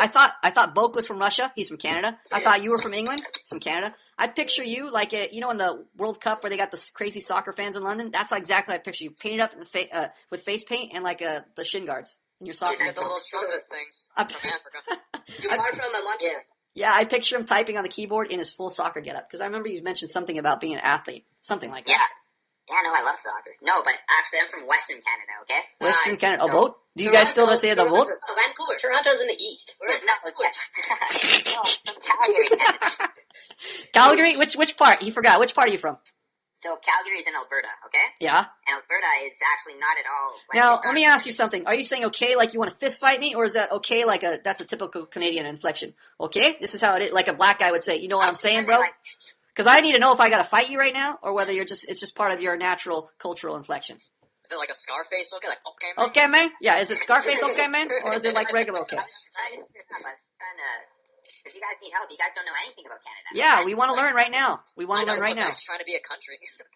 Well, yeah, some of them are. I know Vancouver's. I know they got that big ass tower. Hold on. Jar, the interesting thing about the Jar is that he's a shy guy online, but if you didn't hear his demonic, delusional inner thoughts, you would think he was a normal guy walking around the street. Without, you wouldn't even know he had this little serial killer hidden layer underneath. This little that's shy some guy. Deep shit, bro. Yeah, bro. I think that's true of all of us, actually, here. I think that's Can you true. imagine Boggles? He'd be like a serial rapist.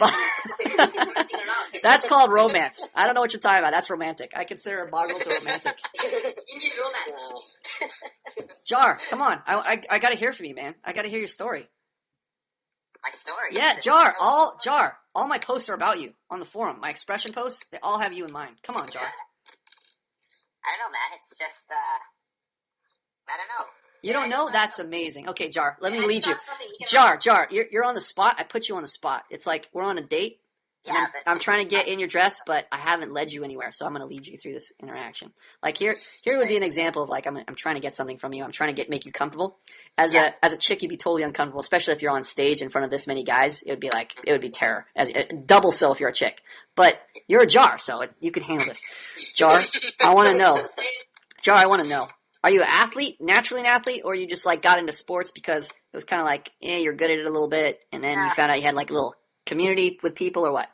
Well, I think it's a combination of both, actually. I mean, you need, sure, you need to be like somewhat athletic. Mm-hmm. Like, you need to, certain movements and being able to move your body or whatever, and being able to be fit. Like, some of that's genetics too, right? Like, yeah. And some of it also is a lot of training too, and a lot of people coaching you and directing you how to become a good athlete, right? That's awesome. You got the inflection at the end of the night. Which one are you more so, genetic or training? He's a genetic freak. Haven't you seen his picture? Are you more of a genetic athlete or a trained athlete? I'd say more trained, actually. I'm looking at his picture. His tongue's out. It says Jar and it says Bitch Wrangler underneath. This guy is legit. What's so special about this, dude? I'm trying to understand. I gotta play soccer. Look at Barlow, you don't understand. If a guy's super shy, it's like wet paint to me. It's like the don't touch the wet paint sign. I gotta touch it. Especially if it's a shy guy like Jar. See, if you guys wanted attention, instead of like trying to impress me, the secret would have been like posting one word every 2 months. It's like, hi, it's me again. It's High School 101. I don't know what to post later, guys. And then just submit. I would be all over you like a fly on flypaper. So you like hard to get then, Plum? I like it when you play hard to get. I like it when you tease me a little. Shit, no wonder I'm like so easy to get. Boggles, you spread your legs on the first date, and I'm like, fuck. Fuck is wrong with Boggles? Plum doesn't want to touch you anymore. I don't want to. You're dirty. He really wants versions. You're dirty. He doesn't want conversation slots. You're dirty. No, here's the thing. Look, I was talking to this guy in Subway today. Okay, he was taking my Subway sandwich order. I don't know if they have Subway sandwich in Canada, but we got a sandwich shop here at the chain. Do you guys have that up there? Yeah, got so many Subways up here, man. Okay, good. So you know what I'm talking about exactly. Okay, so you go in your Subway, and usually it's kind of like nerdy kind of dudes that I don't know where you're, but it's just nerdy kind of dudes. And then I saw this guy in there, and he looked like he was off of a poster or something. He looked like one of those cool bro dudes. And he had good posture. That's a number one clue right there. He wasn't like all stooped over, shoulders bent over, and like, "Can I help you?" Where everything raises up at the end. Like it's question. "Yeah, may I help you, bro?" It was more like, "Hey, bro, what's up? What kind of sandwich you want?" Like everything's a statement. That's how you can tell if a guy's a bro. Okay, so he's a cool bro. Not a lot of voice inflection. Not like me, like, "Hey, Jar, happy to meet you. How's it going?" Right? It's more like, "Hey, bro, what's up? What kind of sandwich you want?" Right? So those guys. When I talk to those guys, I like to talk to them exactly the same voice. I don't like to talk to them in my normal Plum voice like this. I like to talk to them in bro voice. Like, "Hey, Yeah, I'll have a turkey on a wheat. Yeah, just give me some pickles. Yeah, that's cool. All right, thanks. So I love to match their monotone. It's my favorite thing. And it's not like I'm trying to be malicious. It's just my habit. I love the whole bro culture like that. So this guy is like, bro. And he's like, hey, bro. Da-da-da. And at the end, he's like, because I broed with him, he gave me an extra like, bro, goodbye greeting. Thank you. I made the sandwich for you. Bro, goodbye wave. And a bro, goodbye comment, which was amazing to me for a Subway sandwich guy. You look up to the bros. I love to bro out, man. But from that I was realizing, look, and I was talking to this other girl at Starbucks today, and I'm realizing, look, what kind of guy does she want? Would she rather this guy who's a cool guy, pretty decent looking guy, probably way better looking than me? Would she want this guy who's a cool bro, basically like the cool bro monotone? Like if you closed your eyes and heard this voice, you'd go, that's a dude from an 80s movie. He's a cool bro guy. Yeah. Would she want that guy, or would she want Plum? And I realized everybody wants Plum, and I don't mean that in a bragging way. I mean in a sense, in the prototype of everybody wants the guy who's transparent. As much as there's a cool guy vibe from some guys. Yeah. Everybody eventually wants the Boggles. Let me tell you this.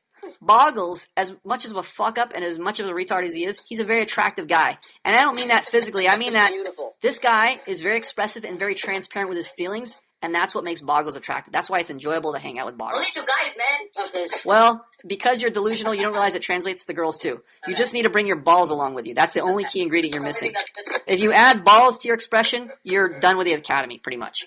So but that's a huge thing. That is a huge thing.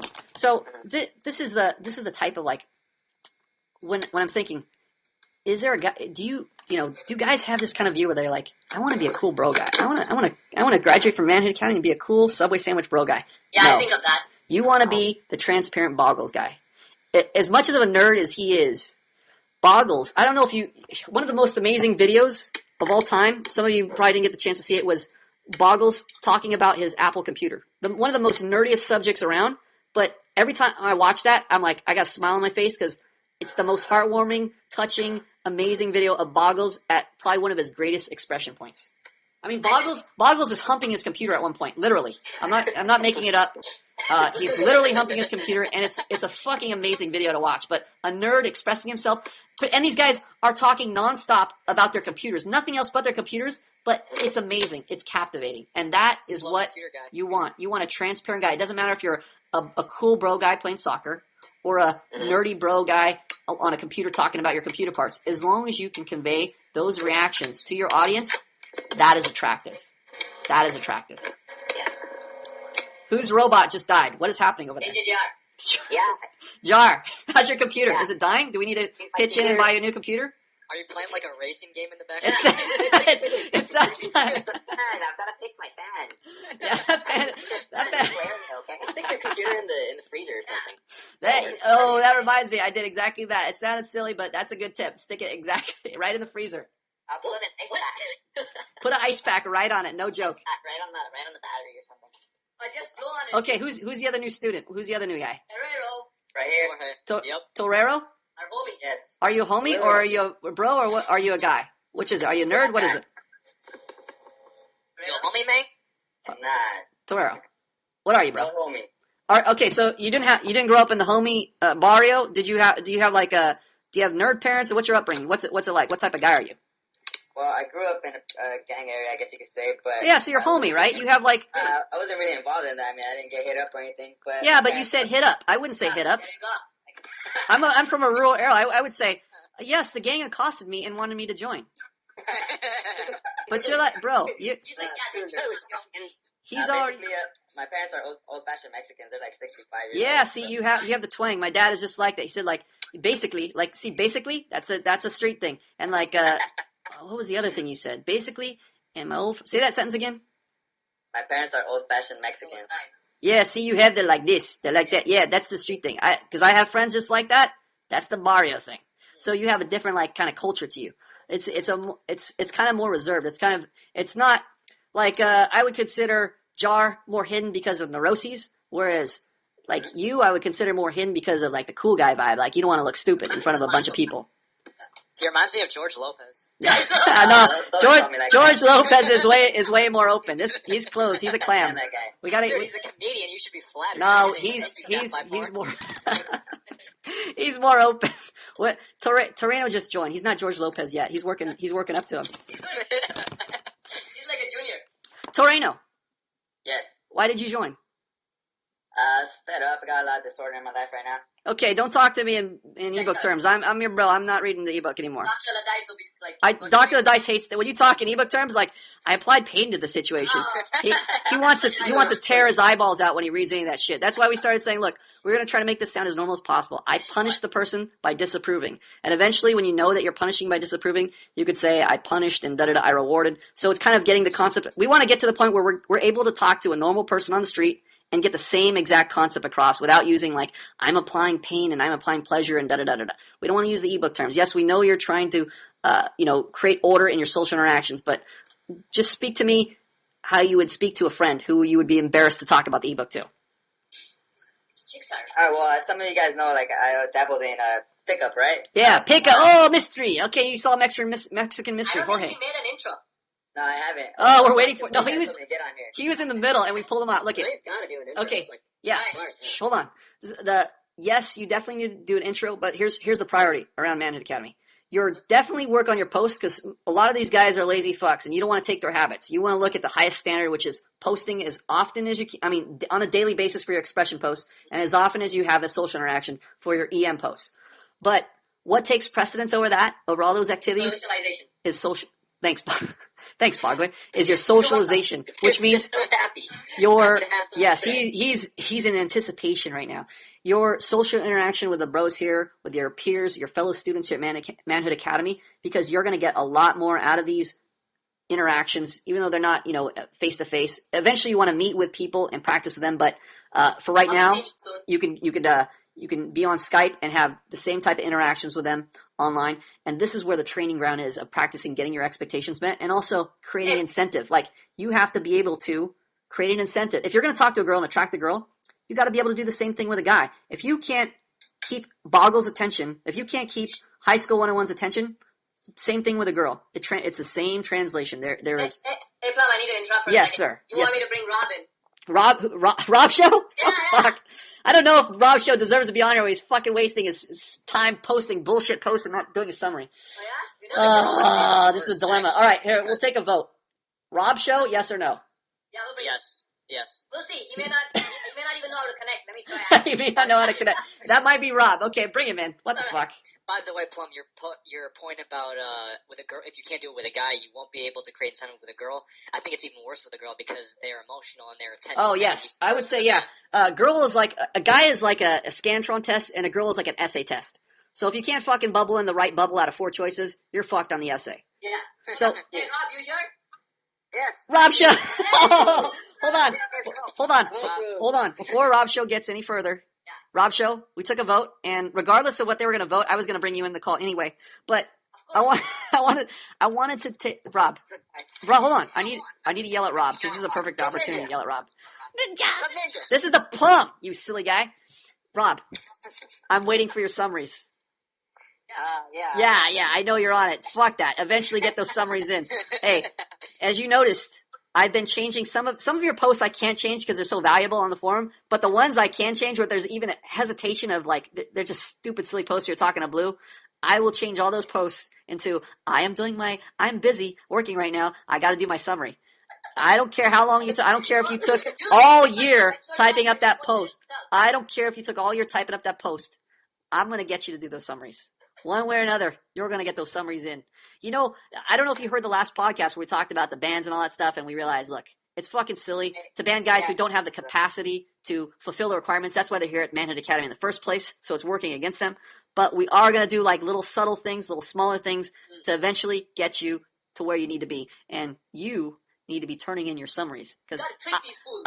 I'm not even listening to half the stuff you say. If you're not meeting my expectations, I'm not even caring about your expectations. And I'm the instructor at the academy. So that's what I'm saying. It's your summaries are going to get in one way or the other. And I'm going to make your life tough at the academy until they do get in. Now, with that being said, welcome back, Rob. I missed you. Rob Show. But Rob actually wrote that, like, he matured enough to where he's like, I'm busy on the summaries. You thought he wrote that? Yeah, man. Everybody's reading this going, wow, Rob is sharing that he's working on the summaries. That's so mature of him. Meanwhile, they don't realize Plum is changing all his entries to read that. Dude, Plum is like a mafioso. He just says, you better get those fucking things done. Get the summaries in, man. Rob Show, what's going on? Are you coming back soon? Yeah, I'm actually working on putting my life in order. Like, Yeah, when aren't you working on that? Come on, bro. I mean, I'm talking about when. I'm talking about. Hey, shut up. I'm talking about when. 5 o'clock in the morning. What's that? So, I woke up. I changed my schedule. I actually woke up at 5 o'clock in the morning. Oh, that's sweet. Yeah, I hated it when you had that night job. That was killing you. Humans were not meant to be vampires. You got to see sunshine, man. Yeah. So when are you coming back, Rob? We miss you, Why are we man. all awake right now? I was thinking the same. What's that? Why are we all awake right now? Yeah, exactly. We should be. This is a podcast. We should be It's in an bed. exception. This is the one exception where I'm breaking rules around here. We should all be in bed by 12 o'clock, eating our vegetables, brushing our teeth. But since Rob is here, it's a special occasion. We're breaking all the rules. Exactly. Rob I Show. thought JR was the special one. He is, but now Rob is more special. We've known long. Rob is a long lost prodigal son. He's gone through. Have you ever seen Shawshank Redemption where the guy crawls through like 2 miles of raw shit? Yes. That's Rob, but he's still stuck in the middle of in the tunnel. He's still coming out. For some reason, I pictured Dr. Ladai is having a good time on the other end. He is. He's just sitting back there listening. He has a brew in his hand, and he's just enjoying himself. There you go. Dice, are you still there, man? He fell asleep. I think he's out banging his girlfriend. Like 10 people on here Yeah, who fell asleep. he's He banging his probably wants to girlfriend. yell at us. Yeah. He wants to say something. He wants to be part of us, man. Plum, not Plum. Dice reads your entries and he cringes. He's just like, oh fuck, students. Who? Any entries? Your entries. He reads them and he goes, oh fuck. I thought he would love them. He's like, Yeah, he would love them. He loves them like a cavity. I don't know. Hey, Rob Show. What's up, Ninja? Hey, guy. God, love him. How blazed are you on a scale of 1 to 10? On a scale of 1 to blazed. No, I'm actually sober, man. I like that guy. good. When are you coming back? I miss seeing your little smiley face. When are you coming back down? Well, I just got a job, so now I can start earning money. Well, so you're not coming down permanently. You're basically just gonna vacation if you do come down. Hey, you and Blue should come down. Yeah, I'm going to be visiting. But, Road trip. Yeah, I got about 7 more months until they send me out in the Navy. I'm already enlisted. Oh my gosh, this guy is enlisted in the Navy. Imagine Rob Show Hardcore. behind the trigger. The Navy. Dude, the end of that sewer pipe is coming up soon. Yeah. Get ready for the rain. And you and Blue should rent a Corolla and come out here. Is it Navy SEALs? Are you gonna be on the trigger? I'm still working on that. Trying to get a contract. I wish I was a SEAL with you. I just listened to Jesse the Body Ventura. You know the guy who plays all the retarded guys in Schwarzenegger movies. Yeah, he did an interview and he's always like he says the most ridiculous things, but he says them in like this voice where it's super convincing. If you listen, man, this is what the government is doing right now. And he always sounds like he's about to kill somebody. I love his voice. He's a crazy guy. I want to be a Navy SEAL now. After listening to that, I want to be a Navy SEAL. He was a UDT. What's a He UDT? they were considered SEAls. So he's a fake SEAL? He's like not as hardcore. Oh, he's a faggot SEAL. I knew it. Damn it. Okay. I need to fucking write that guy an email now because this guy was going off of bro, we did this. When the Marines don't go in, we do this. We have a song. We're the UDTs. The UDTs go, and he's singing his, oh, fuck, I can't believe this guy's a fake SEAL. You know how I knew this guy was a fake SEAL? Ever since I saw him in Running Man, and he's wearing that ridiculous outfit, and he's like saying, man, we fought man to man, like in hand-to-hand combat back in the day, not in these bullshit suits. And he's playing it so over the top. It's like, what the fuck? This guy's a cornball. What does the UDT stand for anyway? UDT is underwater demolition team. Okay, I just looked it up. Okay. Rob Show. I hope you don't go. I hope you go full Navy SEAL. Yeah, dude. Dude, go to the buds, bro. All the way. Represent M101. I want to see him Black Ops in face paint sneaking up in our back porch in the water with one of those rebreathers. We can Dude, use him go. to attack the members' headquarters. Dude, go in Delta Force and then be in like the Expendables where you're just like a bunch of mercenaries. Yeah, and just except steal don't everything. ever star in that movie because it was terrible. Who else do we have on here? We have. Let's see. Let me see who's on Rob here. will be attacking all the We got- members' headquarters. Yeah, exactly. We'll put him in I headquarters hope there isn't a feminist invasion. Oh, dude. just in case Rob's gonna be ready. They just move all the time. At least feminism Okay, hasn't reached the so- special forces. I know, So we have. I know. Let's see. We have Rob Show. You can show them the power of manhood. Oh, G.I. Jane. Hold on. We got Rob Show. We got Bogler. We got High School Want me to 101. go through the roster? Yeah, let's go through the roster for me. All right, we got from- Hey, wait. Call them off, and then after they call off, have them sound off. All right. So, of course, Plum's the instructor, and Hi. let's go. Robbie, say yes or something. What's up, Mind Runner? Yeah. Alright, high school. This is how old school Rob is. He's still calling you mind runner. I know, He's mind boggler. Where have you been, man? Alright, what else we got? That's my best. Wait, I missed. Who was the other guy? Wait, I missed High School 101. High school, go again. Hey, brother. Brother. What was that? That was straight out of Cool Runnings. Hey, brother. I just don't give a fuck. Yeah, he doesn't give. I'll just say whatever. Hey, High School 101 has officially gone gangster. This is a badass Indian. This is one of the most badass gangster Indians at the academy. Exactly. Next. Next, Harpo. You awake, brother? What? Oh, I'm a brother. I'm a bro. Hey, bro. I'm a bro. That's my four. Wait, hold on. Wait, back up. Not yet. Harpo, Yeah, what's up? I bet you don't realize we had a secret podcast about you. Secret podcast? You won't even know about it until it's released. Yes. You don't even know. But hey, Harpo, we set up traps on the forum for you that you don't even know about. Oh, shit. They won't be revealed until next podcast. You'll be like, oh, everybody's in on it but me. Yeah, it's a conspiracy. Conspiracy is afoot. Okay, who's the next guy? Alright, Dead by Porn. DBP. What you want, man? What you want, man? The PayPal Maniac. That's his new nickname. The PayPal Maniac. And then, let's go to Mr. Torero. What's good? Let's get. I told you this kid was gangster. He's got basically, and he's got what's good. I want to go through the gangster slang right now with Torero, who's supposed to be non-gangster, who is obviously gangster. Okay, let's hear it. Gangster, though. No, it's like urban street rule. It's like if I said, you know what I'm saying? Like that. It's like the. You guys gonna take it all back. You know what I'm saying, man? What you doing? What I'm saying, take it all back. Yo, he's got the twang. Hey, SA, what you talking about, man? He's got SA twang. You think I'm local? Exactly. Just my accent, man. What you thinking? Okay, let's. Hey, shut up. Okay, hold on. Shut up. We need to hear from Torero. Let's go through it. We got basically. We got. Take me through it, man. Alright, so next thing I'm gonna say a sentence, a statement, and then at the end I'm gonna say, Okay. at the end I'm gonna say, no? No, exactly. Yes. And also the explaining, like the simple. You don't realize. You know who you're going to actually get along with. You know who you relate to is Paperclip. He has the same gangster inflection as you do. Advanced student. But the funny thing about You guys gonna laugh once you see me in person. no, you don't understand. And I'll check you out. You wouldn't even know Paperclip was a gangster, but he is so nerdy now. It is amazing. His transformation from gangster to nerd. He's gone the other way. You're trying to go one way. He's going the other way. He's going to meet you in the middle. Oh, yeah. Okay, so we got know what I'm saying, and then no, and what else? But actually, Paperclip. Basically, yeah. Come on, we got to hear. I want to hear this. I want to hear the whole dialect. Let's go through it. Don't forget essay. Do we got Heina? Do you still say Heina, or do you say what's up, girl? I've said hi no recently. Nah, just kidding. Yeah. What are you're talking to girls? What do you call them? Broads? What? I don't call them broads, but since I refer to them as broads, What do you usually call? If you see a chick on the street or something, I say like chick. What do you say? I don't call them by pronoun. I just say, what's your name or something. Oh, you don't refer to them like you're talking to you're talking to your friend. I was talking to this girl or something like that. Oh yeah, I Just just say nod girl. your head at them once. Girl, he's a one head nod. And I say sup. You just click your tongue. You just. He's got the gangster laugh too. I love it. Hey, Bob. Wait, I gotta find out. Does he have Lokes? Do you have Lokes? Those are special sunglasses. Just regular 4 eyes. Ah, okay. Hey, Bob. Yes. Paperclip's still pretty gangster. He keeps introducing me to Mexican rap. Yeah. Songs of Hyena. That's another story. But I can't stand this. I consider him a nerd. I love one of my favorite songs, "Lean Like a Cholo." It's such a terrible rap, but I love it. That's exactly why I love it. Lean like a cholo. It sounds silly to me, but anyways. Do you have a low riding bicycle? I do not. I used to have a Haro as a kid. What's a Haro? Did you I steal had it? a BMX bike. A what? BMX bike. A BMX? I know Ooh. those are. You buy them at like Target and Walmart, right? Sweet. Nah, get out of here. It's not a Huffy, man. Yeah, he's not buying Huff from China where you can bend the rims up with your fingers. It's one of those ones you get at like Target, right? Just off the rack next to all the shitty ones. It's not. For $50.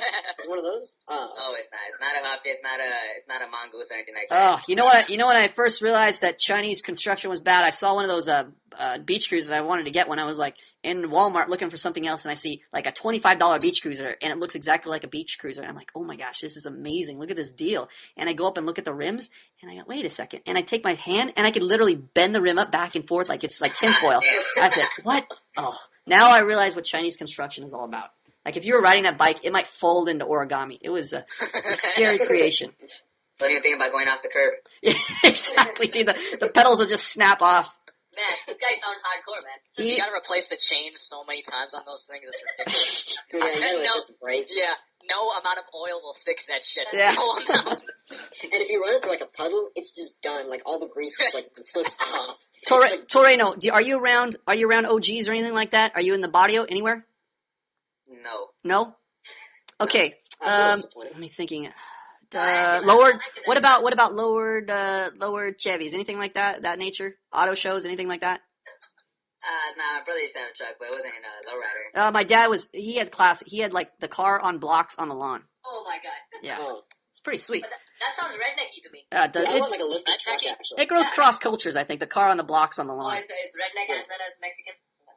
Well, you definitely are a man of few words, which is disturbing. We're gonna increase your word count to at least double that. He's funny on the forum, though. What's that? He's funny online in the chat. He's a funny guy. Well, eventually he's gonna be funny in person. Yeah. I hope he is, if I want to hang out with him.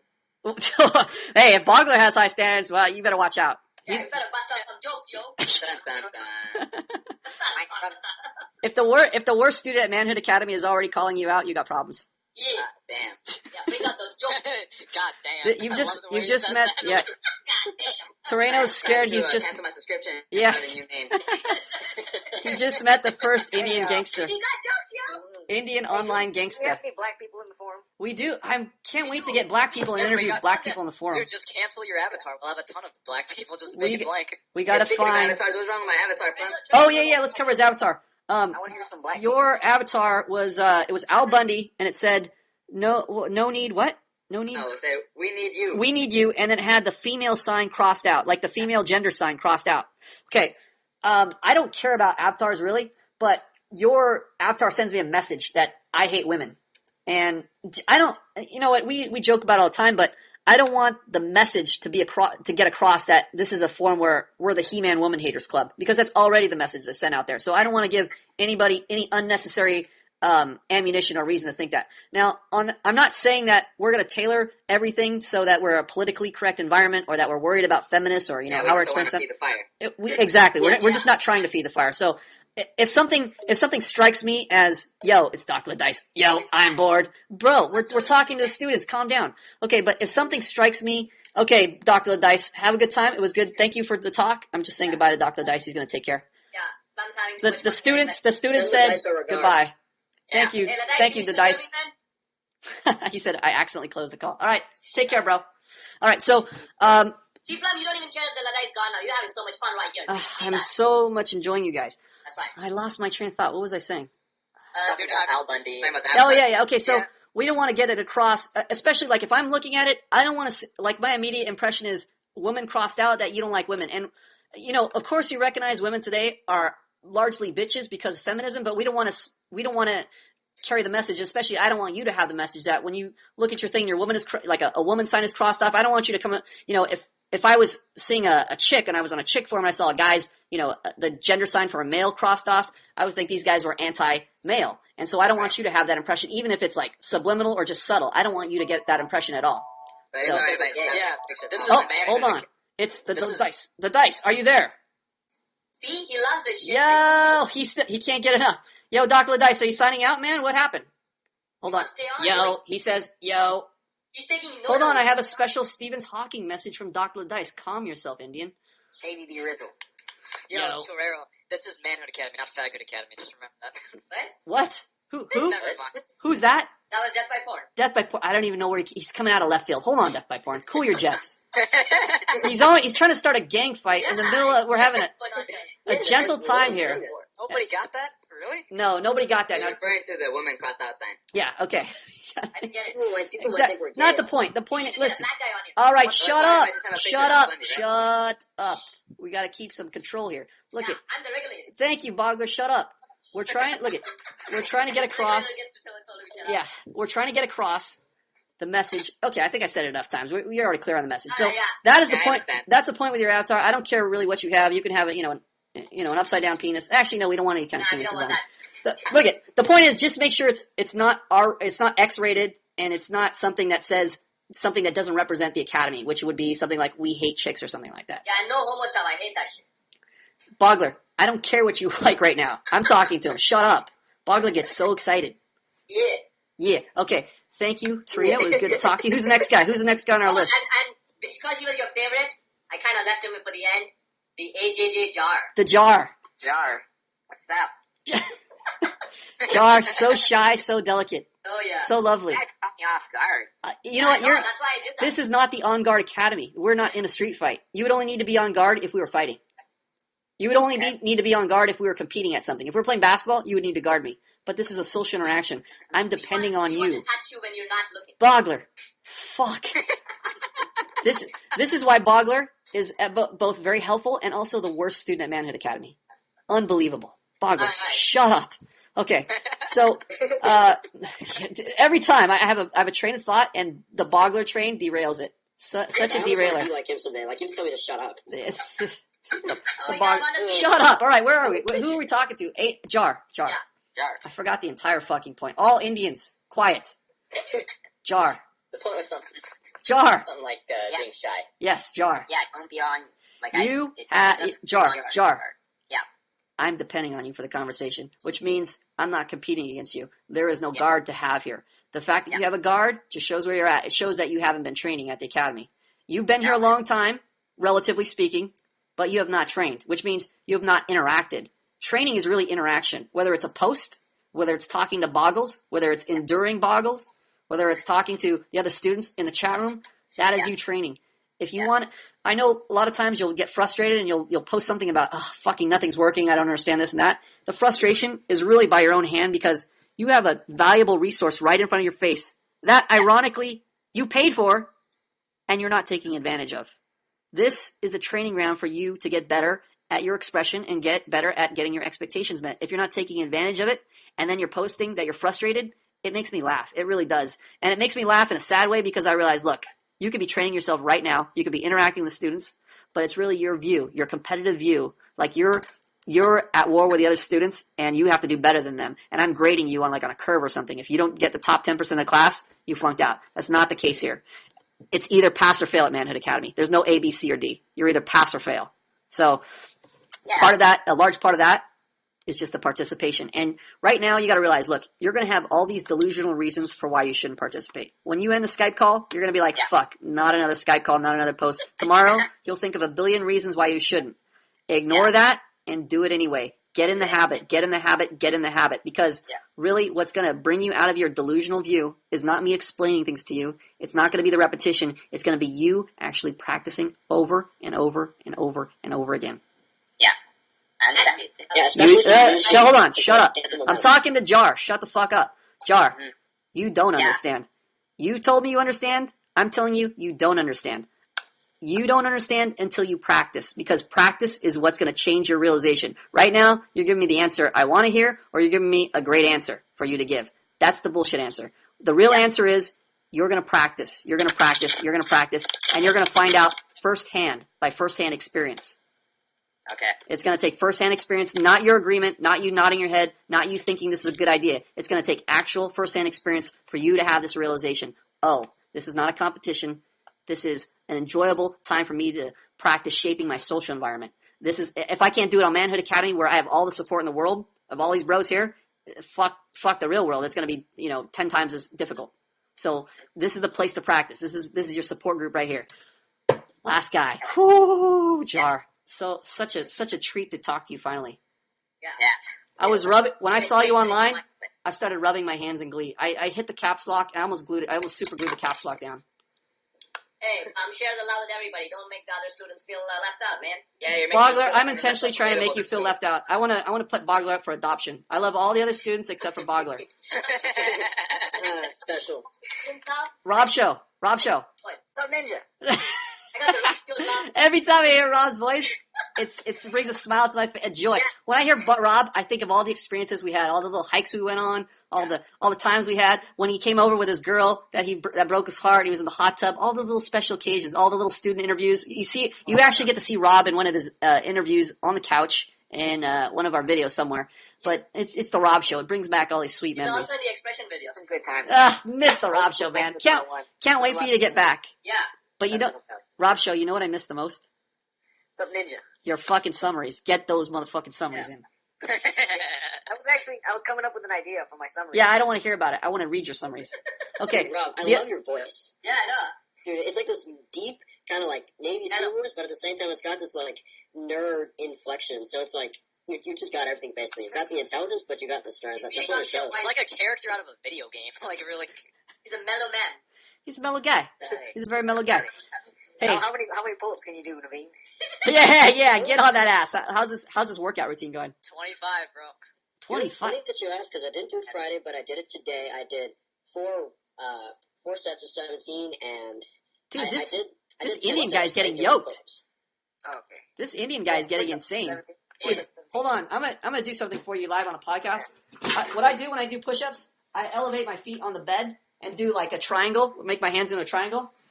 Like a diamond. Yeah, I'm about to knock out push-ups right now. Hold on. Plum, have you tried jump push-ups? I'm doing fucking jackass stunt right now. I'm getting down. Doing push-ups. The get fit or die trying. 1, I'm gonna design that workouts. 3. Hey, Plum. Oh, I just knocked out 3 push-ups. Feet elevated. Triangle hands. That's a beast. Plum. Yes, sir. Mine's 10. Yes, sir. Death by Porn can do a jump push-up. You're kidding me. Death by porn. We have video evidence. You can do jump By push-ups? the way, Death by Porn has the number 1 six-pack in their hand. Knock a push-up out right now. Let me hear it. I'm gonna hear the clap. Okay, fine. Let's hear it. I don't think you won't be able to hear I me. want to hear the clap loud. Do a sonic boom. Okay, fine. So when you hit your hands together, say sonic boom. Hurry up. He's gonna do it, dude. He's gonna do it. Oh god, I gotta get that for my ringtone. Do that again. I gotta do fucking. That is a ringtone. Do that one more time. That was fucking amazing. You asshole, I hurt my knee. No, that was the most amazing sound I've ever heard. Do it again. That was amazing. Shh. Wait, what'd you say? Do sonic boom. Do it. Do it again. Okay, 1 second. Yeah, this is fucking amazing. The same impact. I gotta fucking isolate this. Sounded like a cat in the back. Please, one more. I gotta end the podcast with this. Just do one more sonic boom, please, for the end of the podcast. Please. I'm begging you, please. Loud. Get by the microphone. Get by the microphone. That was crazy. Get by the microphone. Like a crazy cat. Yeah, I'm by the microphone. Okay, do it. Shh, shh. Hurry up. Oh my god.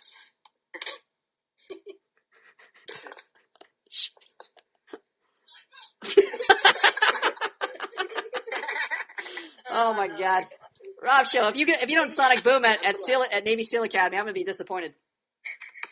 Oh yeah, there's gonna be plenty of Sonic Boom. Sonic boom. Okay. I like how he said that. It's gonna be fantasy. You guys, The Sonic Boom workout. I hate to tell you this, but it's time for Plum to go to bed, and it's time for everybody to do your thing. If you guys want to continue talking, that's fine, but I'm gonna end the podcast here. Yeah. Thanks for joining us. Thank you to all the students, and especially thank you to Jar. Yes. And I love you all, even Thank you, Jar. even Torino, and even Boggles. I love Sonic Boom. I'm just Sonic like, boom. Okay, we're gonna end this podcast on 3 with a sonic boom. 1, Alright, guys. 2, Okay. 2. 3. Sonic boom! Okay, we're gonna call the Boggles and get it on. Let's get this fucking thing on. So pissed. We gotta start all over from scratch. God damn it. God damn You it. guys covered some good stuff. God damn it, we covered some good stuff. And you know when I cover, like, stuff that's emotional and heartfelt, it's like, oh, I feel that, like, drain. Like you just busted a nut in a chick's mouth and you're like, oh, that was so great. I'm feeling, after it, I've been feeling a lot of emotional stuff. Yeah, it's just like that. It's just like that. But then you find out it's a tranny. It's not really a chick you wanted to bust the nut on. You busted it on a tranny. I hope that's not the case. Like, I still think she's a chick. That's what I feel like right now. I feel like it was a tranny. And I'm very disappointed. So, but as always with tragedy, there's usually A silver lining. a silver lining in the clouds. Exactly. So, Yeah, I'm from India and I still know that shit. that's so awesome.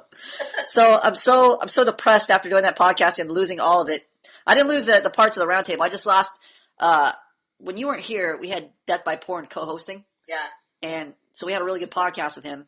Mm-hmm. And then, then you came on for the last part. And we saw those 2 parts, I combined them and cut and pasted them. And then I was like, okay, I had like 15 other windows open. And I'm like, Control Q. And Apple's such a fucking faggot computer. It doesn't just go, sir, you have something in the background that should be saved. Supposed to prompt you. Yeah, it goes, you want to save this? And I go, I'm fucking controlling queuing on this one window, not in the whole fucking program, you cocksucker, Apple. Apple, you cocksucker. I hope Steve Jobs joins the Academy. You know why? Well, he is a bitch. He needs to join. Yeah, but that's another reason. But if he joins the Academy, I'm gonna make him trained for 20 years at the academy. I don't care if he's like already has balls out and is a top student. I'm going to say you're a fucking worthless piece of shit. You need to keep training. I'm going to keep milking it. I'm going to keep upping the price on him. Just on him specifically, his fee is going to be like $1,000 a month. And and then at the end, year 19, at the very, day 364, when he's about to graduate the next day, shut down the academy. Done. Cannot graduate. Fuck you. So again, here I am trying to close just one window, right? I have the window, I have all the good stuff in the background, and this other track I was trying to make, open up a track so I could put it into the front. Usually I, splice in some kind of musical theme in the beginning. And I just wanted to close that one window. And it said, would you like to save your work? Because I just cut out the track and I was going to paste it later. And it said, would you like to save your work? And I said, of course not, you fucker. I don't want to save this thing. I'm going to throw it away.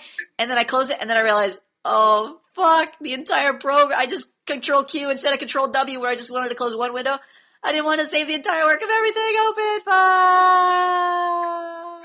Shit happens. Yeah, down the mine shaft. So, you know what? We can't cry over spilt milk. Can't cry over spilt yogurt, Barbara. Let's do this. So I'm too depressed to even do the podcast right now. You're going to have to take over. You're going to have to do the bulk of all the work. All right. Yeah, let's get the notes out. Okay, let's just quickly cover the most draining subject of all. Blue. Blue? Yeah. I want to cover blue. That is pretty draining. No, you don't even know why it's draining. It's not draining because of blue. It's because every now and then Rob and, Paperclip will give some fucking faggot advice. I'm like, what the fuck? You guys, come on. This is... Okay. It's not their fault. They gotta understand something. When you're in love, it's different than having sex with just a chick and leaving the next day. Okay, we made it. I shared this analogy. It's kind of like with death by porn. It's kind of like this. When you got YouPorn open or whatever porn site you go to, and you're jerking it around, and you see that chick who you're watching, and you're like, oh, this is the most lovely chick in the world. Oh, I can't wait to blow load on her face. Oh, it's so imagining all the positions. Oh, upside down, on the roof, under the jacuzzi, everywhere. And you have her all in all these super hot outfits in your mind. And then you blow your load, and then you're like, nasty, disgusting, shameful. Close it, get her out, get the bitch out of here, right? Yep. There's no connection. Nope. There's a separation. When you're not in love with a chick, there's always a separation. There's you and the girl.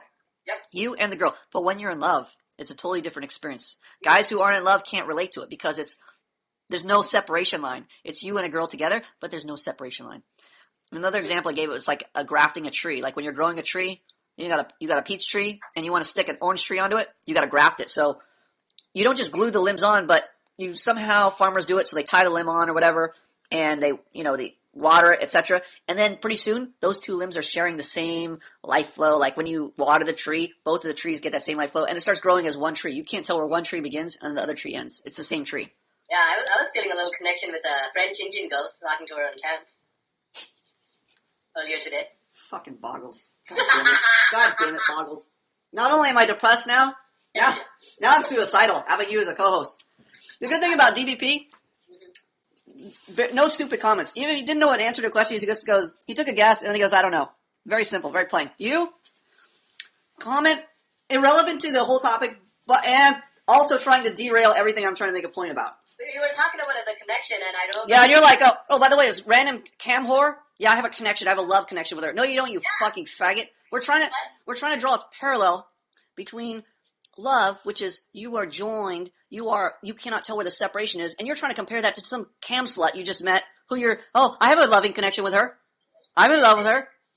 You. At least on cam, and I talk to her. Shut up, you fucking Indian. God damn it. It makes me want to go see her. You're a fucking Indian. Okay, so the point is, once you're in love, I gotta take a sip. I'm eating food because I have to, like when a fat chick with a donut, when you lose your boyfriend, you keep eating more. Right now, I'm going into fat depression, so I'm eating Chinese food while drinking and doing the podcast. So, okay, so being in love is like, you're like two people becoming one person. And for Blue right now, he's experiencing the heartache of having that separation. And since when you're in love, there's no separating line. There's no easy way to break it off. Like with you and this cam whore, let's say this cam whore loses her computer or something, and you can't see her anymore, there's not going to be that torn loss that Blue feels, because there's still a separating line between you and this cam whore. Whereas Blue, if his heart's involved, it's like ripping off his arm. It's like ripping off your arm or your leg. Yeah. There's no easy way to do it. So there's always going to be pain there. So that's why it's so important. I keep telling Blue, it's so important to form male relationships because. Yeah, but he's hard-headed. So. Yeah, that's not the point, motherfucker. So God damn it! Every time I try to make a point, there's a boggler. There's a boggler. God damn it! So you should have male friends because there's going to be tough times ahead. Yes, and exactly. One of them is a broken heart. And in an ideal situation, you're not supposed to get into a relationship and then break it up. That's why the nature of the relationship is such is that it's supposed to be lifelong. Like if you like a girl, you're supposed to be in love with her and have good times with her for the rest of your life. That's supposed to be that one relationship. It's not supposed to be multiple relationships or etc. Because you see, once you fall in love, it's much different than if you just like a girl. If you think if you like a girl and you start thinking about her, you're gonna think she's hot face, she's got a hot ass, she's got great tits, she's got a great smile, she laughs at my jokes, she's funny, she has a great personality. So you're gonna think of all these things, right, that you like about her. But you're also gonna think, oh, she's a bitch here, and she does this thing I don't like, and she burps at dinner, and her toe is kind of funny. It looks like a little monkey toe. So you're also going to find all these little flaws about her, and you're going to start weighing them out, pros and cons. But when you're in love with a girl, she could have like a third eye in the middle of her head, and you're like, oh, that's such a cute third eye she has in the middle of her head, a little cyclops eye, because it's her eye. It belongs to her. So all her flaws are seen through these rose-colored lenses because that's your love for her. So people think you're dedicated or obsessed or whatever, but when you're in love, your thoughts are on this person 24/7. You don't stop thinking about her. She's always with you. She's always in your heart, so to speak. So that's the difference than if you just have a chick who's, she's hot and you like her, you're trying to date her, but there's no emotional connection yet, there's no loving connection yet, there's still separation line. So Blue has crossed over in two problems. Number one, Blue's a pussy. He doesn't know how to get his expectations met with this girl, so that's problem number one. Already gonna sink the ship, right? That's probably the major problem. Then the other problem is, he's also fucking around with other chicks or this other girl. He's flirting around with another girl while he's trying to. He should be trying to manage this relationship. So he's already got the odds against this relationship, right? He has no idea what he's getting into, so to speak. So he's agreeing to have this girl grafted onto his arm, so it's now his own arm. But he doesn't realize it. He just thinks, oh, we're just gonna be dating, and I can just do whatever and no consequences, right? And now that he's fucked, he's starting to realize, oh, it's a serious thing to have a separation in a relationship. It's your arms pulled off. Because when you get in a relationship, the reason why it's meant to be so, that relationship, it starts affecting everybody in the community. Like, if you have a girlfriend, your friends are going to know about her, her friends are going to know about her, her family's friends are going to know about her family's friends are going to give her advice, her family's friends are going to talk to her, your family's friends are going to talk to you and talk to her, and everybody's going to get intertwined. Everybody's going to get emotionally invested in this relationship. Yeah. And that's how it should be. That relationship is going to kind of be like a lightning rod for other people, for other relationships to form around. So now you're forming like this tight circle, this internet circle. And when you tear that circle apart, when you have a breakup, now whose friends am I supposed to be friends with? I was friends with the groom's family, I was friends with the wife's family. How do I handle them now? This aunt was like the girlfriend. Am I allowed to talk to her? So there's all these questions come up. All these dead hooker questions come up, right? Do I bury the hooker or do I dissolve her in acid? The problem is prevention. It's don't kill the hooker in the first place. But once you tear this relationship apart, now you have a bleeding man, a bleeding arm. Now you're saying, what's the best way to deal with this ripped arm, right? Do I get a prosthetic arm? Do I just pretend it's not ripped? But the problem is, you have to not rip your arm off in the first place. This is what Blue didn't realize. So he got involved in a relationship. He was in a rush to get into this relationship, right? Because it's natural for a guy to want to be with a girl. That's a natural thing. But if you don't have the social skills to start out a relationship, you're basically getting into dangerous area. Uh-oh. So head out to friends and shit. Yeah. So this is why it's important for you to form bromances, to have the bros, to depend on the bros, because when things go tough, not even just a bad relationship, that you say you lose your job or something tragic happens, you have a male support group. Yep. You have bros you can hang out with. Yep. If you don't have that, you're fucked. You're fucked. It's much tougher, right?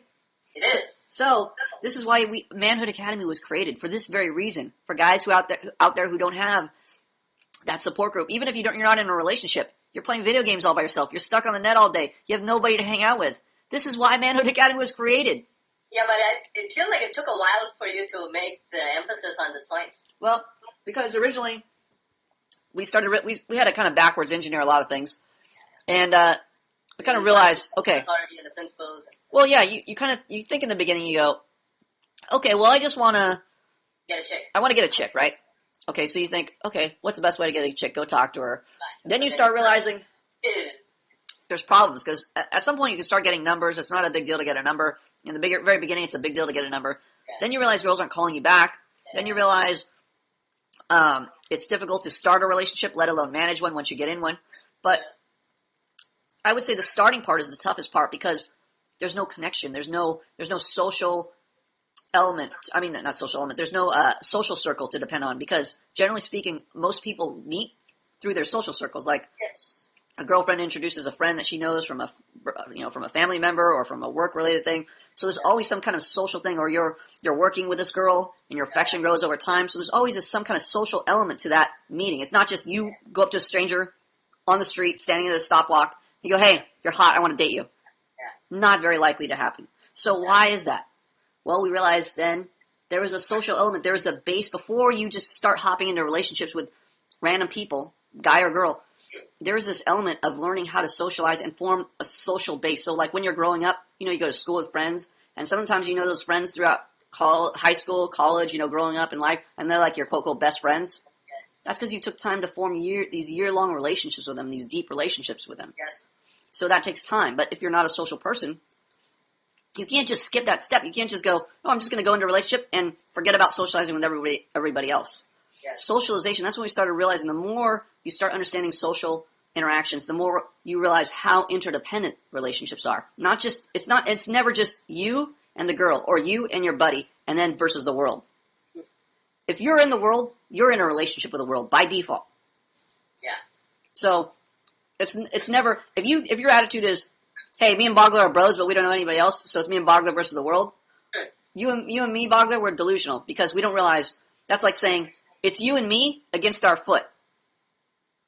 What's the problem with that? You and me against our own foot. Hello, Bogler. Yeah, when you're against your own foot, that's not good for you. It's what's bad about it? What if we go, hey, we don't like our foot. It's me and you, Bogler, against our own foot, and then we try to shoot our foot.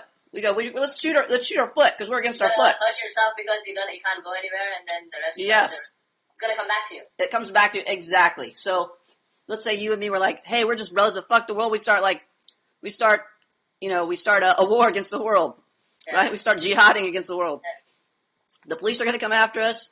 Our neighbors are going to come after us. There's going to be all these consequences that come back to visit us, because we didn't realize we're part of the world. We're in this world. We're in a relationship with the world by default.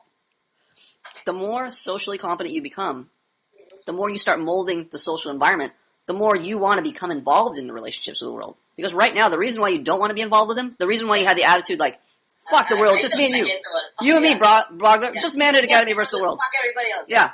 The reason why you have that attitude is because you are like most people, you're socially incompetent. And when you meet socially incompetent people, you don't want to hang out with them. Mm-hmm. This is a picture of you. Like, for instance, DBP was talking about, on the podcast that got deleted, that you guys were talking to Boke and, somebody else, and you were telling people, hey, shut the fuck up. You, shut the fuck up. Yeah. But they have no incentive to want to shut the fuck up. Yeah. You're not creating incentive to be in a relationship with them so that your shut the fuck up even matters to them. Your crude way of trying to get your expectation met, it doesn't matter to them because you haven't given them incentive to want to shut the fuck up. Like, if I tell somebody to shut the fuck up at the academy, I run the academy. I know. So they have a huge incentive. I'm giving them a lot of things, right? The ebook for free. I can never give them the academy. So. They're a student, right? So they have a huge incentive to listen to me, to listen to my directions. Whereas you haven't given them the incentive yet. Yeah, but I don't know if I'll ever have that much incentive. You will. If you are giving people a pleasurable social experience, they want to hang out with you. For instance, consider people you want to call when you want to hang out. Mm-hmm. Are there people you've hung out with you don't want to call? Yeah. And are there people you want to hang out with because you've hung out with them before and you say, oh, wow, that was a great time I had. I want to call them. Yeah. Do you feel like about Paperclip the way you feel about DBP? Do you feel the same about both of them? No, I feel most closer connection with Paperclip. Why do you feel a closer connection with Paperclip? They're both just students at the academy. What's the difference? I've hung out in person with Paperclip, and I've hung out more often with him. And yeah, but you've also talked to DBP over the cam or over chat or whatever. he has a level head. He knows what he's doing. Like, I don't know, and it's like, I don't know. It's hard to explain. Hard to explain. This is a problem. You need to be able to explain it. This is part of social interaction. You're experiencing Paperclip's enjoyable expression and Paperclip getting his expectations met in an orderly way. So you have an orderly, enjoyable social interaction with Paperclip. Whereas DVP's a new guy, like you, still trying to figure it out, still trying to learn the ropes. Yeah. Well, you're not a new guy, but I should say you're an enigma. You're an anomaly. Yeah. So, what's the point? The incentive. I have more trust in Paperclip, but that's because he gets his expectation met in a more orderly way, and so. You have a more enjoyable time. You've had an enjoyable time with him. There's incentive. Yeah. So you need to have that incentive in order to propel that next social interaction forward. Okay. Incentive is so huge. Guys are missing that all over the place, especially on the forum. They keep telling, some of these guys are like, look, I want this person to do this. I expect this person to do this. They're coming up with these delusional expectations on their expectation management list, right, of their expectations. Like one guy has an expectation about having a girl disclose her virginity, and that if she's unsure, he wants the family members to vouch for her virginity, and, all this insanity. I don't see a problem with that. Well, right. I see a problem with that. Paperclip has insane expectations. Like, he used to have expectations he's the only guy I know who would divide his time slots up into exact minutes, not just, don't meet me at 9:15, don't meet me at 9:30, meet me at 9:13 and 17 seconds, that type of insanity. If you have an extreme expectation like that, and you can get it met, great, good for you. But you better have a lot of incentive that you're giving the other person in the social interaction to meet that insane expectation. If you expect I don't see the virginity as an insane expectation. Okay. Maybe in the Western world, yeah. Great. Okay, maybe he's living in, in Afghanistan or something, but the point is, if you're going to have an expectation, and that, especially that kind of expectation, and bring it to the Western world, you better have enough incentive that you're giving out to people. Your expression is adequate enough, is sufficient enough to warrant you having that extreme expectation, or that tough to meet expectation, I should say. Because I see that as being a tough expectation. Yes, it seems like a reasonable expectation in a sense, like you want a virgin, Yeah, maybe. I mean, 50 years, 40 years ago, even here you would have. Right. Okay, I'm talking about in contemporary times. Yes, back then, it was almost a requirement. You want a chaste girl. You want a girl who's not fucking 20 different guys, right? But we're living in a different time now, so that expectation, it's not unreasonable. I agree, it's not unreasonable. But it's going to be very difficult to get met, especially if a guy making that type of expectation shows he's not aware of the social climate. And number two, he doesn't even have any way to get this expectation met. It's great to have high standards. Yeah. But you have to be able to give people the incentive to want to meet your high standards. Yeah. So that's a crucial part that a lot of people are lacking on the forum. What else? So Blue, my advice to you is, I told Blue a story too. I told him about the girl I love. When I was back in high school, I fell in love with this chick, hardcore. Oh, damn. And I never, we never had sex or anything like that, but I was like head over heels in love with her. Yeah. And you just cannot tell other people what that's like. You can't, it's very difficult to share the experience, because how do you tell somebody that you're thinking about somebody all the time when they have never had that prompting to even think about a girl, so often? They don't have that emotional investment to even consider what that's like or what that experience is like. To always have somebody on your mind and your thoughts and your feelings. So I had this girl in my mind and thoughts for years. I couldn't get over her for years. So I was like an emo fag for a long time. Yeah.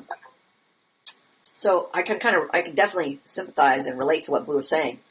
So it's so difficult when guys just say, like guys like Rob and Paperclip are just like, hey, get over your emo self. Mm-hmm. Get over your emo ways. Stop trying to seek pity for your, stop indulging in self-pity. It's very easy to say. Yeah, it is. But if you've never been in love, it's very difficult to understand. It's like telling a guy, hey, get over your arm being torn off. Just put a Band-Aid on it. I mean, what can you do? This guy, he's got to wait. It's just time. Time's going to heal the wound, but it's going to take a while. And in the meantime, that's why it's so important to have the bros. They're there to take your mind off of all this bullshit. Take your mind off of all these relationship problems. Hang out with the bros. Even though he did it wrong, the pain is still going to be there. Pain's still going to be there, but he's going to realize this is an opportunity to form deeper relationships with the bros. You have a tough time, you go through a tough time with your bros, You get closer. Yeah. Imagine you guys didn't have any social problems at all. You guys were all pimps, and you came to the academy. How apt would you be to open up to each other? Probably not, man. You'd be all competing with each other. You're like, I'm the bigger pimp. I'm the bigger bro. Yes. But because you're all losers, you all start from square one. It's much easier to open up. There's less pride in the way. Yeah. Okay, what's the next one? Fuck. I can't believe we're redoing this entire podcast. So, bromance before romance. That's exactly right. Bromance before romance. Yeah, I mean, that's Death by Porn said, right? Yes. Death by porn. Bromance before romance. Yeah, it's very, very, very... I wish we could have him on so I could just have you guys do the entire podcast. While I just cry silently in the background. Skype call. Skype call. Okay, let's see what's next here on the agenda. Get your agenda out, by the way. Well, mine doesn't have the updated notes, but... whatever's in yours. Oh, let's see here. Minutes, but nothing. Why doesn't Morning Glory respond? Plum, could you advise me? I'll fly to...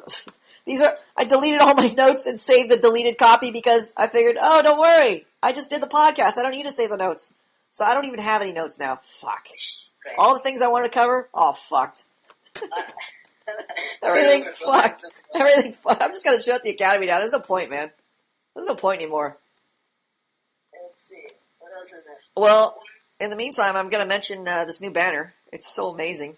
Get off the drugs, son. Manhood Academy. I'll check it out later. That's one of the most amazing banners I've ever created. I just love these banners. What is the other? Oh, yeah, the guys are curious about dating profiles. Dating profiles. What about them? How to write them and stuff. Tavero was curious. My question is, weren't you supposed to write one and post Yeah. it? How'd that go? I haven't written it yet. Yeah, you fucking asshole. You should. How am I supposed to talk about something if you have nothing to talk about? No profile to address. Nothing to cover. One I wrote was so shitty I felt embarrassed, but I'll post it anyway. Yeah, as opposed to your other stuff where you talk about yogurt and you're not embarrassed about that? This was extra embarrassment, but yeah, I'll post Extra embarrassed. Jesus Christ. Okay. I know there was somebody's... Oh, Torero. Okay. Torero, I want to cover one of his posts. Okay. Torero wrote... What did Torero write? He wrote something that I think touched me. I think it was Torero. Or he said...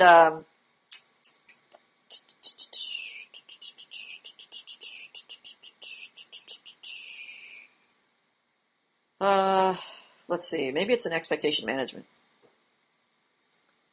Boggles, are you there? Yeah, I'm here. Yeah, wake up, man. Come on. I'm thinking about things. You're thinking about things? Yeah. Can you share out loud? Can you think out loud with me? No, it's silly. That's why. Could you share your silliness out loud, please? I was thinking about the French Indian girl. Yeah, what about... You might as well talk. While I'm searching for stuff, just go ahead. Tell me about the French Indian girl. Let's hear it. And I started talking. I spoke to this girl 4 times. She's so freaking shy and submissive. I just feel When did you speak to her? What are the circumstances? Can you give it the backstory? Can So we my get some... parents, they're like, "Hey, you want to talk to this girl?" I'm like, "Okay." Hey, Bagler, we know this girl on Facebook. She's one of our Facebook friends. Would you like to talk to her?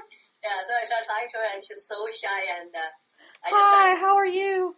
I just say anything, and she's like, and it's kind of refreshing to see girls who are so shy in these times. So refreshing to see a shy Indian girl. Yeah, and it seems like her parents did a good job in keeping her shy for so long.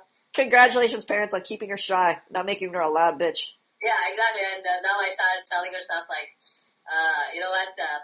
I'm shy too. How are you doing? I can't even remember now. Now you put me on the spot. There's like so many Oh, I hate putting you on the spot and then you have nothing to say. It's so sad, so tragic. Like, whenever I tell her, like, hey, you know how to cook? No, she's like, I'm learning. I'll learn. I'll do it for you. See, she basically wants to meet your expectations. Is that it?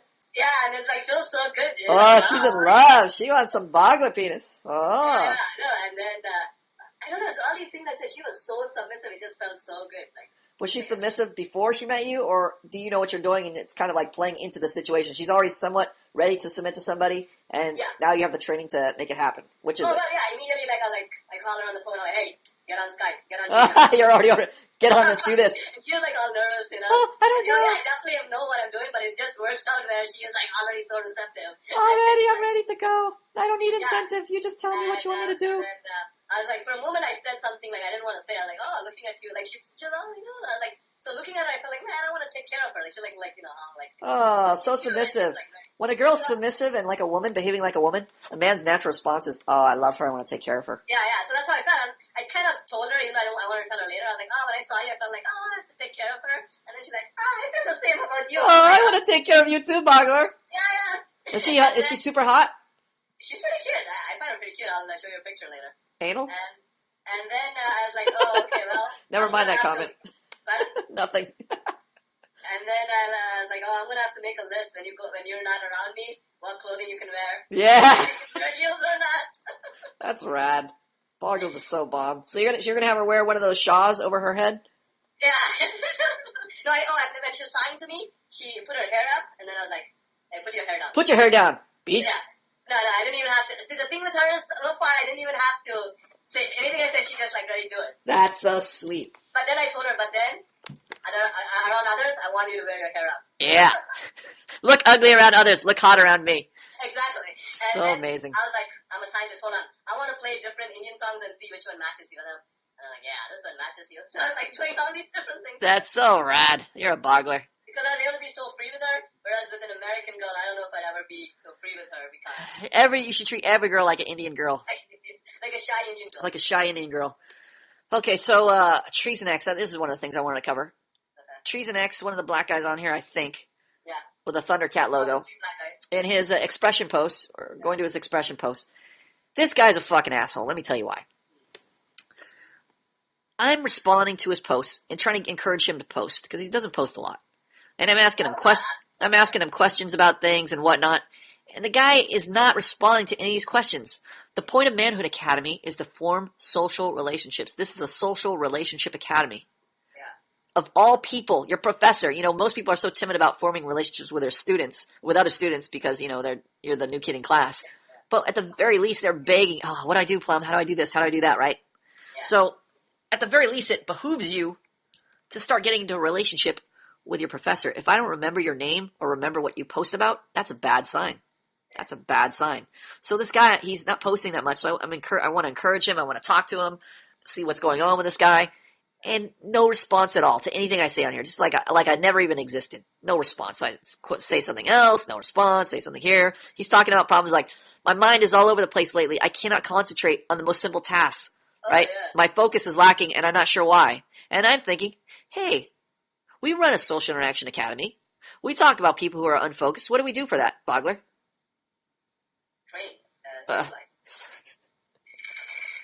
Okay, let me throw in the key words here.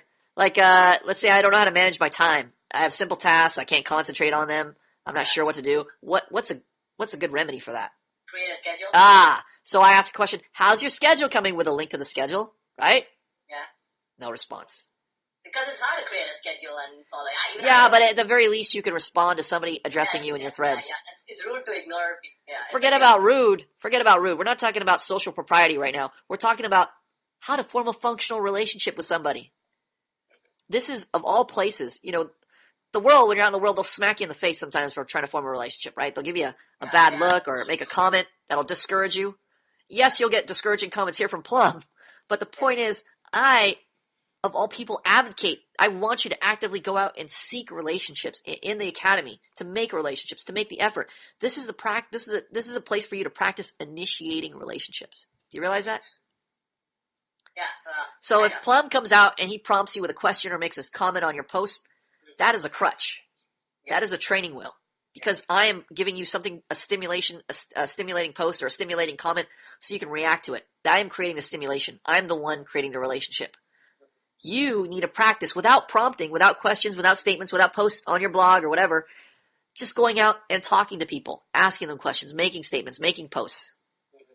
Because you can't do this, this is the first place where you guys fuck up. You don't ask for help. Like I had to ask this guy, one of our new students on scholarship, Fort Strong or whatever that guy's name is. Hey, make a post asking for help with your EM reports. What does he do? Goes in the fucking chat room. Doesn't want to embarrass himself and put a post out there for everybody to see, so just goes in the chat room and talks to Blue. Says, hey, I talked to Blue. Did I ask you to talk to Blue, you asshole? No. I said make a post. Why did I say make a post? Just because it would be a cool idea? Other students can help them too. Yes, other students can help them. Other students can respond. If they're not on, they can read it later, right? It's always there. It's like a beacon.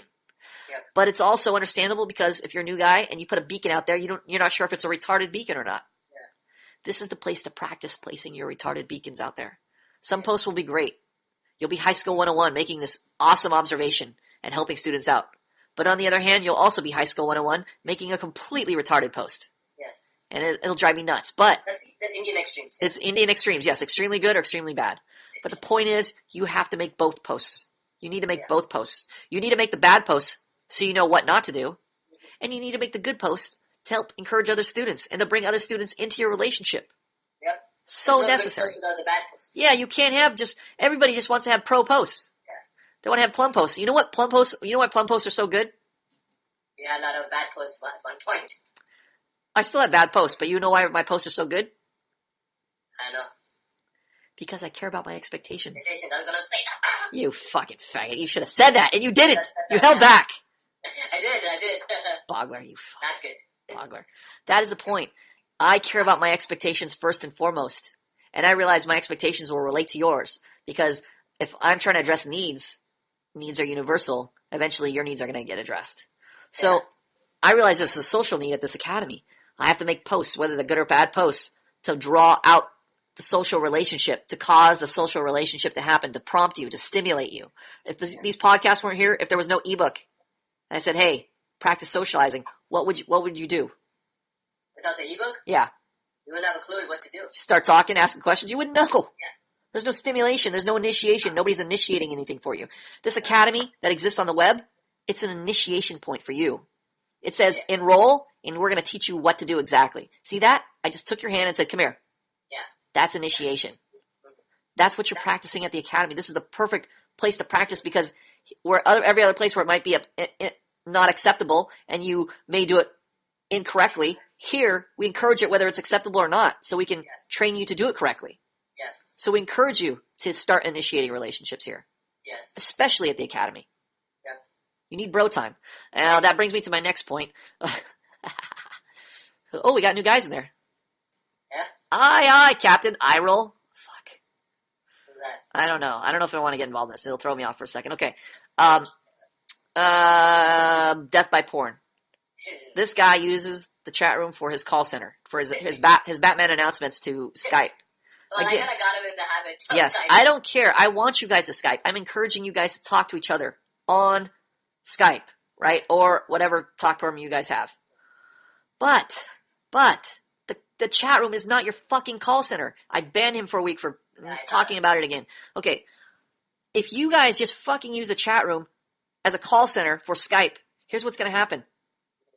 Nothing. There's going to be no talking in the chat room. I'm fucking paying for the chat room. I want you to talk while you're in the chat room. I want you to have a living, breathing expression post in the chat room. When you're talking to other people, you're talking to people from other countries or whatever. Great, you want to talk to them on Skype, but don't fucking waste the chat room. The chat room is there, at the very least, practice your typing skills. Yes. Type something provocative that people will want to respond to. Practice your expression in your written form. Yes. Use the chat room. I'm paying for it. Use it. Yep. Don't make it your fucking call center for Skype. We already made it clear. There's a very easy way to do that. You don't have to be an asshole like DBP and keep asking 200 times, hey, check your PM, check your PM. Guess what? When you send a PM, it sends out an email. People will see it. Do not panic. This is like a guy calling a chick and saying, hey, did you get my text message? I sent 20. I'm going to send one more just to make sure you got it. You don't need to do that. Yeah. Were you thinking about the 20 text messages you sent to that chick? You thinking about the 500 phone calls you made? No, I think it's like he wants to get one started in like 2 minutes and If nobody's starting, come on, check your PM, hurry up, man. You should just schedule it in the forum or something. Yes, well, whatever. But the point is, use the chat room for the chat room purpose. Don't fucking abuse the chat room. It's there for you. And the irony is, we have the chat room there for you to practice giving other people incentive to want to talk to you, to make an enjoyable experience. So when you're using it as a call center, you're fucking up everybody's enjoyable experience, especially my enjoyable experience. Okay. I don't always want to Skype with nerds. Sometimes I just want to chat with you so I can leisurely leave the conversation. Sometimes I want to completely ignore you guys. Yeah. But we want to speak. But you want to speak. Yes. You'll know when you're socially competent, when people want to hang out with you. And you'll know when you're pulling a boggler, when people went on a hike this weekend and had the option of inviting the boggler and instead thought about the last time boggler went on a hike and decided against it. That's okay. It's not okay. It's not okay. That is the point. It is not okay. Boggler. But I want that person to not make such jokes like that. That's good. Okay, it's not okay. Fucking retard. The point is, when you're going out with somebody, you want to practice creating incentive, expressing yourself, not just making your expectation known. It's great because if you've never made your expectation known, it's your very first time, it's wonderful to finally let your expectation be known. But it's so crucial. The other end of that is to give the other person incentive to want to meet your expectation.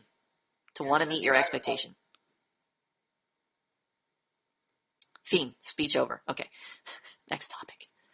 Yeah, the incentive, definitely. That's the harder part until you get good at it.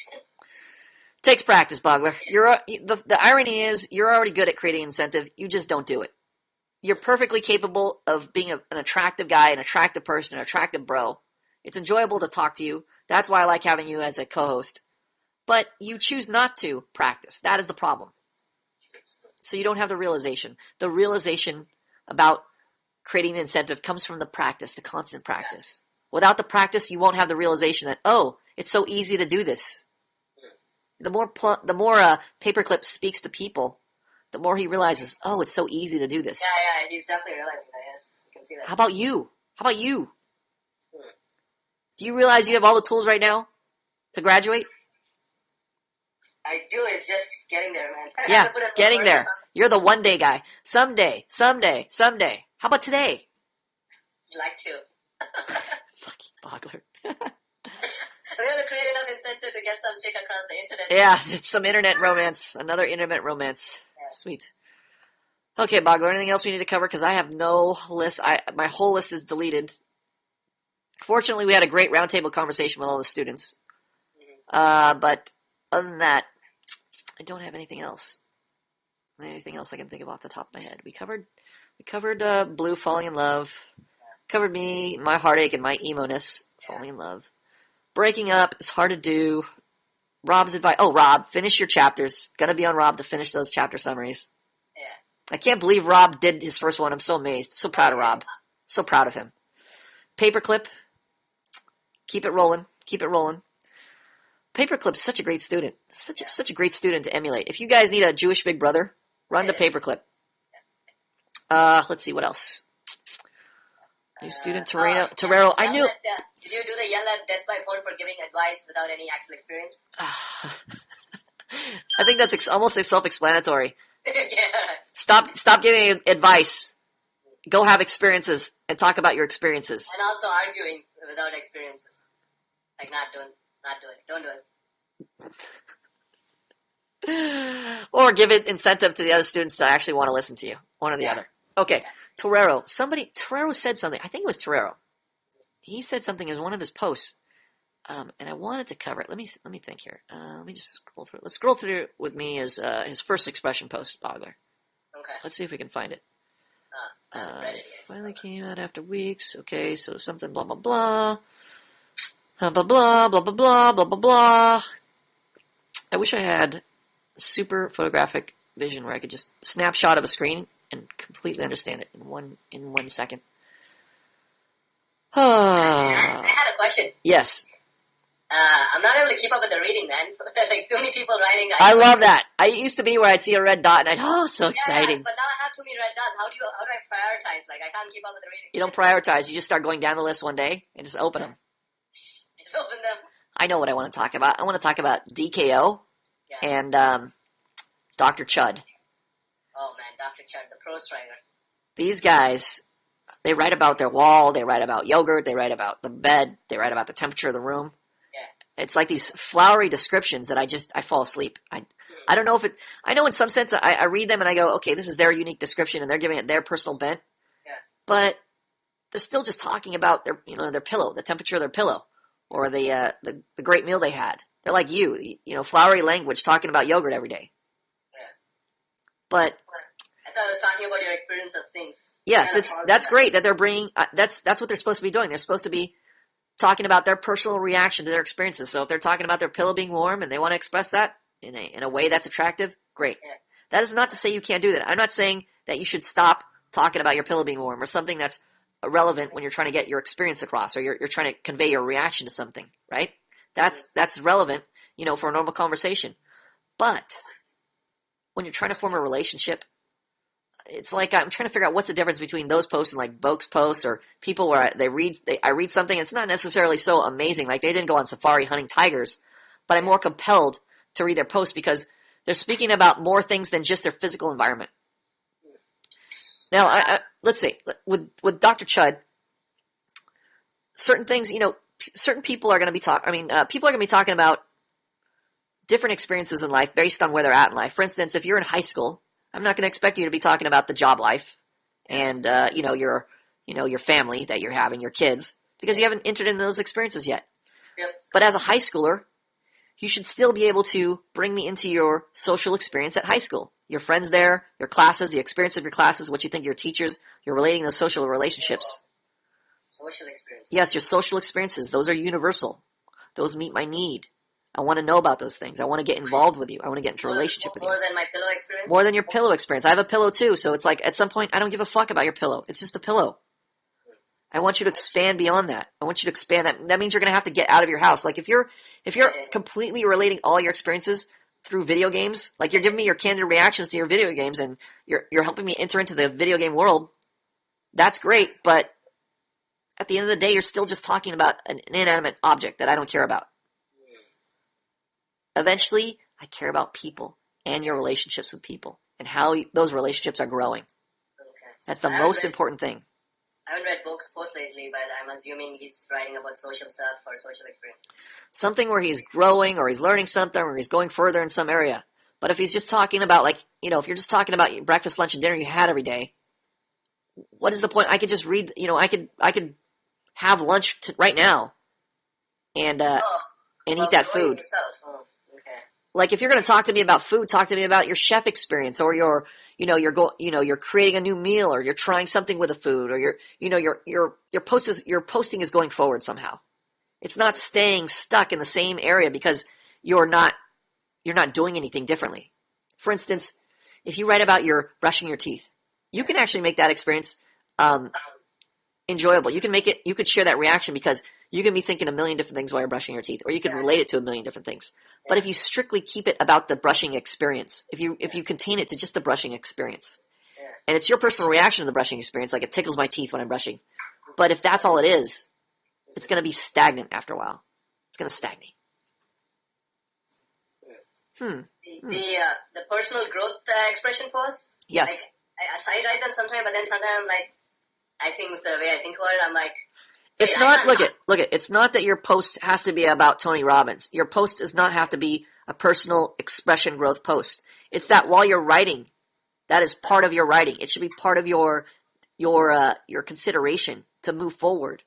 The part of the problem is if you're talking about the temperature of your pillow, part of the problem is you're not moving forward. There's a dysfunctional element to your life that's not, you're not having relationships with people, so you're talking about your cats or your pillow. That is a problem.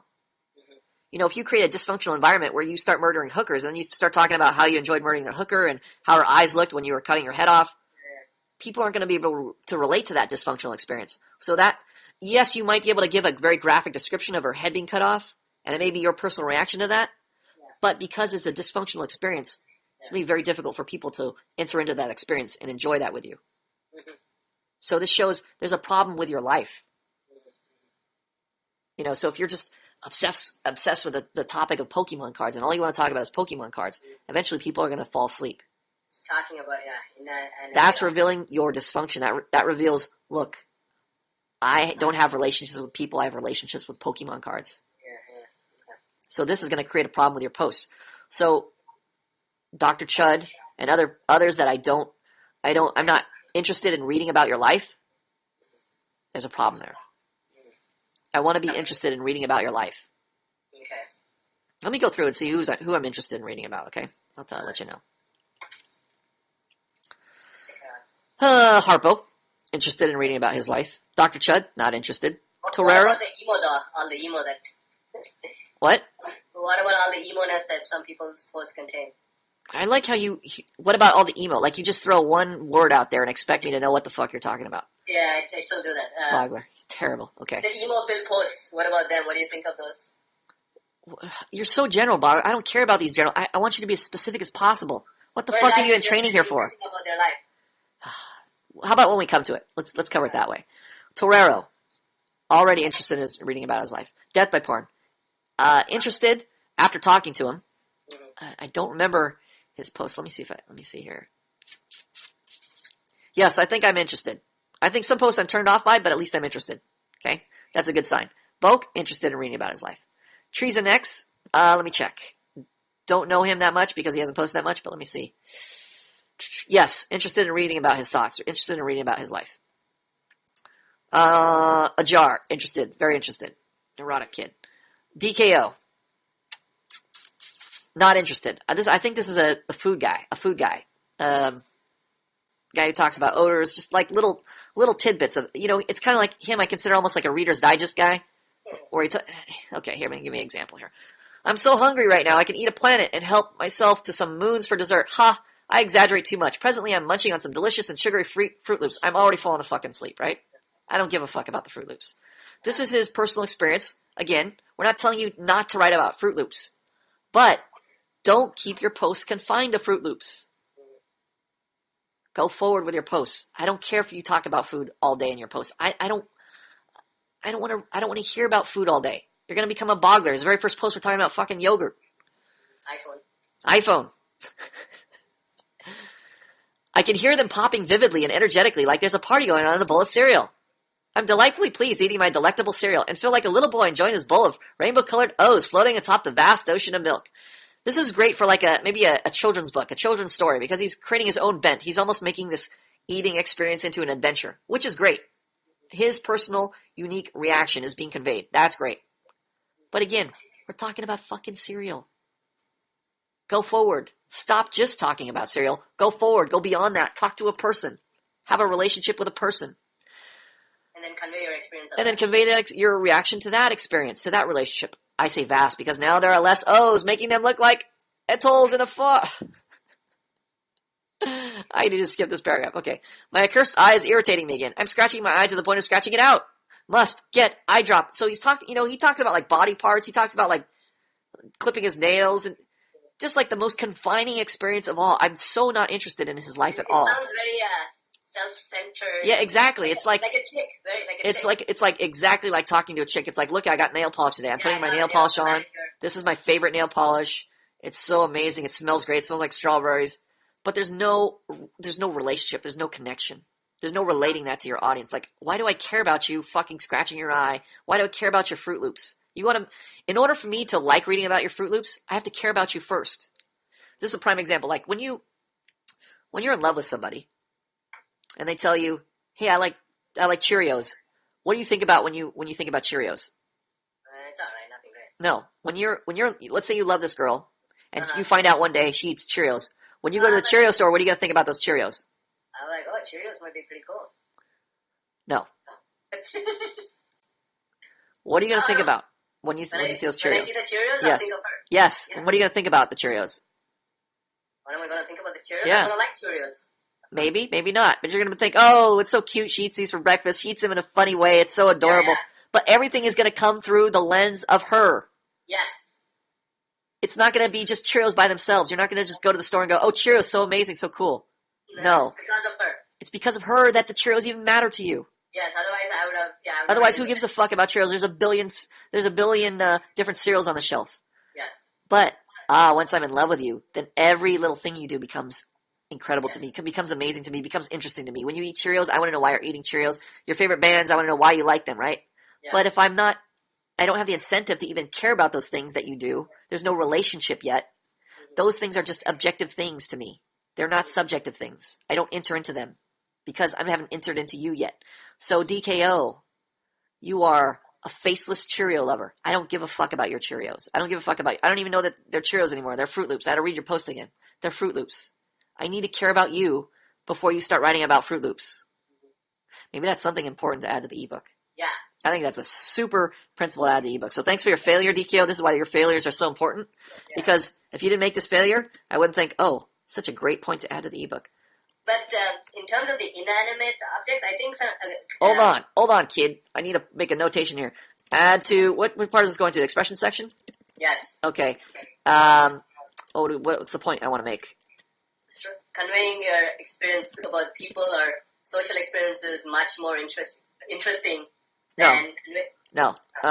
I need to care about you before I will care about your life or the things happening to you. And then they're going to ask you, oh, how will you care about me? How will I care about you? Well, when you share your experience of your life, like what happened in your life, what happened to you, how you react to things, what you think of people in your life. Yes.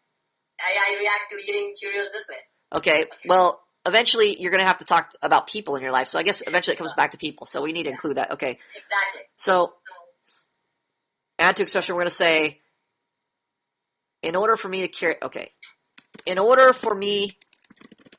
about you, I need to know about the relationships in your life, or lack of. The relationships, yeah. Okay. Then, or I should say, before I care about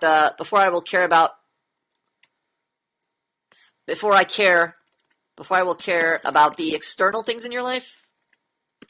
Or the inanimate things in your life. The lifeless things in your life. Inanimate things in your life. So people before objects. People, yeah. Okay, so again, but even in objects though, when guys write about nature and stuff, is more exciting than when they write about their Xbox. Like they write about like. Well, when they're going through, usually they're like thinking about things. They're not just thinking about the tree. They're considering something about nature which relates to their life.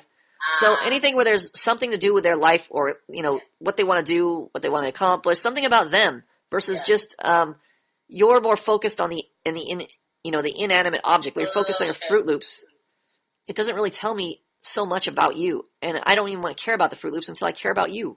Yeah. Okay. That's my consideration. Okay. Who else do I care about and not care? Let's go down the list here. DKO, Willie Gilligan. Hey, skip the prime one right in the middle. Bogler, I already care about you, Bogler. There's already a lot of love for Boggles. Okay. Willie. Heard it over and over. I don't care about Willie because he's very defensive. Yeah, very. Oh my God. The posts that he's written have been about his fight with Boke. That's the most. At least he's been prompted to write. So yeah. You can tell the bulk of his posts are coming from this fight with Boke. And why are they coming? Because of this fight. Why? Pardon? Why are they? Why is he making so many posts? Because he's defensive. Yes. Why is he defensive? Because he's very insecure. He wants everybody to think what about him? That he's a cool guy. He's a cool guy. Yeah. I don't care if he's right. I think many of Boke's arguments are incoherent, and I think they're wrong. But I don't care. His argument may be right on paper, but because we have no relationship, it's irrelevant to me. Boke posts. I have a relationship with Boke. Yeah. And I don't have a relationship with Willie. Yeah, and we met this guy once. Yeah, we met him, and he was in a class, so I've seen his face. Oh my God, this guy is shy as fuck, and he doesn't want to come out of his shell. I haven't even seen Boke, and I have a better relationship with him. So this shows, if you're making justification posts for your position, who gives a fuck? You need to learn how to create incentive. I want to be able to read your post and go, oh, this is a guy I want to get to know. This is a guy who's revealing himself to me. When you're defensive in your posts, like Boke's wrong because X, Y, and Z, and you're going out of your way, instead of posting, regular posts where you're volunteering things about yourself, all the bulk of your posts are, here's my best defense against his argument. Who gives a fuck? I don't care about that. That's so unattractive. Yeah. It reminds me of his icon, his avatar. His a cool black guy with glasses with his chin sticking out. I don't care. It's like reading a post from Kobe Bryant. I don't care. So defensive. So caught up in pride. There's nobody can relate to that. It's a big wall. That pride is a big wall between you and me. I can't get past that wall of pride, so I don't care about you. Oh, I should put that in the ebook. Pride is a big wall. Pride is a big wall. Between your expression, pride is a big wall. Well, you and others. Between you and others. Between you and me. Okay. You and the bros. You and the bros. Okay, next one, Blue. Yes. Blue, the emo, yes, it's to be expected because he's going through emo experience, but the delusional part, it's so unattractive. The delusional part, where he's trying to build himself up. Again, it's a point of pride. The problem is the pride. Exactly. Whenever I read pride in the posts, I'm turned off by I don't care about it. So it makes me not care about the problems. When you try to build yourself up to be a cool guy, like when he had his girlfriend, he was the guy that struck me as, guys, you'll get there. I have a girlfriend. Look what I have. Look what I have. Yeah, exactly. So even when he had the girlfriend, I wasn't attracted. I was turned off. It's the pride is the huge turnoff. It's a wall between me and you. I want to get to know you, not your pride. Not the impression you want to put out about yourself, the PR firm you want to hire to present the best side of you. Not interested. Yeah.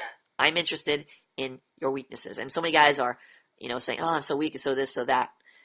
You got to realize there are no strong people. Everybody's weak. The only difference between people are the people that realize they're weak and the people that are deluding themselves into thinking they're not weak.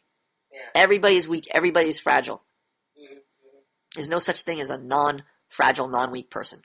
Yeah. Yes, you can train. You can train your muscles. You could become a strong person physically. You can even train your expression, have a great expression. But guess what? Let's say you're a strong guy, right? You're Arnold Schwarzenegger. You spend hours in the gym. What happens if I shoot you in the head? You're done. You're done. How did your years of training in the gym, your super pumped up muscles do against that gun? It didn't do shit. Didn't do shit. Let's say you have a great expression, right? You have a great expression, best expression in the forum. Yeah. But you get your heart broken. Stepped on, scratched, right? Squished. Yeah. How's that expression going to help you? Just can't do anything for you. Can't do anything for you because you're a fragile person. Yes. You have a heart. You have feelings. You have a brain. You have thoughts. You have emotions. You have relationships. Yes. You're a fragile person by definition. Mm. We're training you to become a competent person, to not let your emotions sway over, to take you away. But that doesn't mean you're not going to be affected by your emotions. Mm-hmm. Your emotions are very powerful. But Yes. we're training you to become competent so that your emotions don't take over your life. Mm-hmm. So yes, in a sense, we're training you to become strong. But you have to realize you're always weak by definition. You're always weak by definition. That's, I think, very important to realize. Yes, the people who realize that can really ingratiate themselves with others, can really open themselves to others so they realize, you know what, why I'm so good at expressing myself? Because I realize I'm weak. If I thought I was cool and you guys were not cool, there'd be a big chasm between us. I'd be like, why would I want to talk to these nerds and dorks? Why would I care about these nerds and dorks, right? Other than them just giving me money. There's no reason to care about you guys. But because I realize at the heart of us, we're the same. We're men, and we both have the same weaknesses, same fears. Yeah. It's just that I'm a little more trained than you. And once I have that realization, that opens the way for us to have a relationship. But if I'm like, look, I'm so pro, I'm the instructor, and you guys are lowly students, that's gonna alienate you from me. Mm-hmm. That's gonna give you disincentive to interact with me. Yes. That's gonna make me unattractive. Yeah. Concrete. Let's see. I think there's times when I care and there's times when I don't care. I think because this guy, sometimes he posts things that like disturb me. And I don't mean like serial killer things. I mean, sometimes he talks about like his, I don't know, like earwax buildup or just something crazy like that. And I'm like, I cringe. So I think there's a lesson to be learned here. Great that you're being candid and open with your reactions to your experiences. But you have to realize some things are not conducive to an orderly social interaction. For instance, if we're eating dinner and I say, oh, I saw this cat, his guts got splished out all over and his veins were hanging out, his eyeballs are hanging out. Yeah, I had to take this massive dump. Oh yeah, I took this massive dump and the shit smelled so bad. I saw corn in the toilet and there were little peppers in there and things started moving around in there. I think I have worms in my shit, right? If you just have all this disgusting, vile imagery, yes, you're being very overly super candid, but this is not conducive to social interaction. Yes. This is not to say you should become neurotic about things. Yes, you will slip up and make mistakes, but like if you break your arm and you have gangrene on your arm, it might be a disgusting thing, but it's something you have to deal with. You have to tell somebody, you have to tell a doctor. Yeah. But this is not something you want to just, if it's like like you have dandruff or something and you want to keep talking about the little flakes and how, what flavor they were, you tasted them and you licked them. Something that is not going to be conducive to the social interaction. It's going to repel people. Then you're going to turn people off. You're going to disincentivize them. You have to consider what things turn you on. And there's a reason. Like, for instance, when you take a dump and the dump is in the toilet or you see a dump on the lawn, aren't you immediately revolted by that? Yep. Why are you revolted by that? smelly, it's disgusting, Yeah, right? it's disgusting, yeah. It creates a sense of dread in you. Yes. So if you realize that, you should realize that also applies to other people. So if other people, let's say you see a crap on the lawn, it's disgusting. So why would you want to bring that to other people? Aren't they going to be disgusted by that too? Yes, they are. They're going to be just as turned off as you are by that crap. Yeah. So just some practical considerations of things you want to speak about or where your candidness cuts off at. Like there's a point where the bathroom humor is not funny anymore. Yeah, there's a point where I don't want to just make it about bathroom humor, but there's certain things that just when you share them. Yeah, it's kind of. Let's see, what would be the rule for this? Because I don't want to just say certain things. It makes it too vague. There's no understanding of what that even means. I don't know. Like constantly talking about poop, that would be, That's an example, but I want to talk about the principle behind it. I know it's not just about poop. That's not the issue, because sometimes you will mention a poop or something for some reason, a contextual reason, part of the story, but I don't know. I think I'll have to come back to it. Okay, Maybe somebody else can volunteer something about that. Right. Undeveloped point. Yeah. Rob, interested in reading about his life. Zyger, interested. High School 101, interested. Hold on. Yes. Zyger used to write a lot of nerdy posts, but then it was still related to him. Okay. Yes, but he relates that he has relationships with people, and he's trying to form relationships, and so this is like a whole adventure. Okay. Going forward, his desire to go forward. He's not just talking about nerd experiences or his computer life. It's not confined to iPad products, or Apple products. It's going beyond. He's going someplace. He's trying to grow. So this makes his life compelling. And he's talking about, again, not just the growing part, but the relationship part. His considerations about growing, his considerations about his relationships, and trying to make those relationships, trying to form those relationships. That's always interesting because it involves other people. People can relate to that. Ultimately, everything eventually comes back to your relationships with living, breathing people. Veritas, don't know, don't care. Lighter than air, very interested. Camp Travis, no longer student, not interested. Again.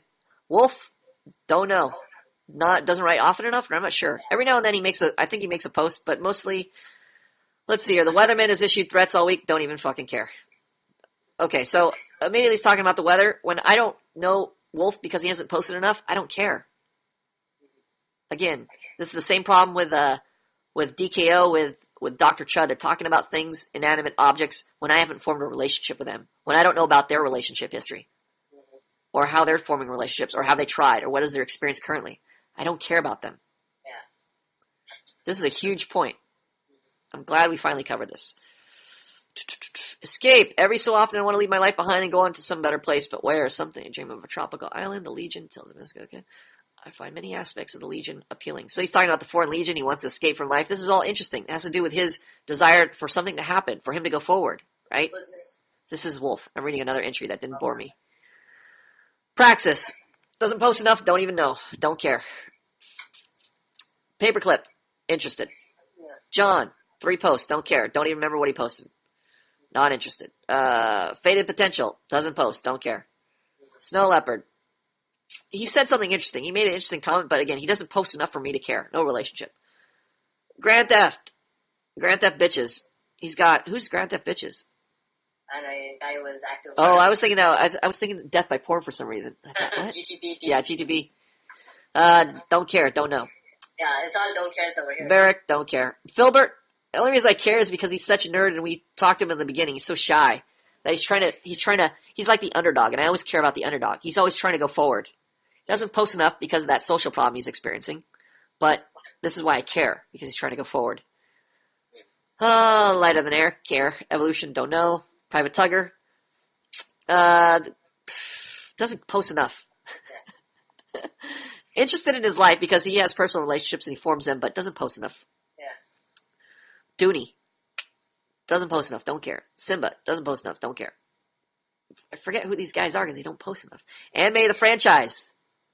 Haven't heard from him in ages. Yeah, I think someday I'll call him. But... Someday you have to make that call. Relationship toilet, I should say.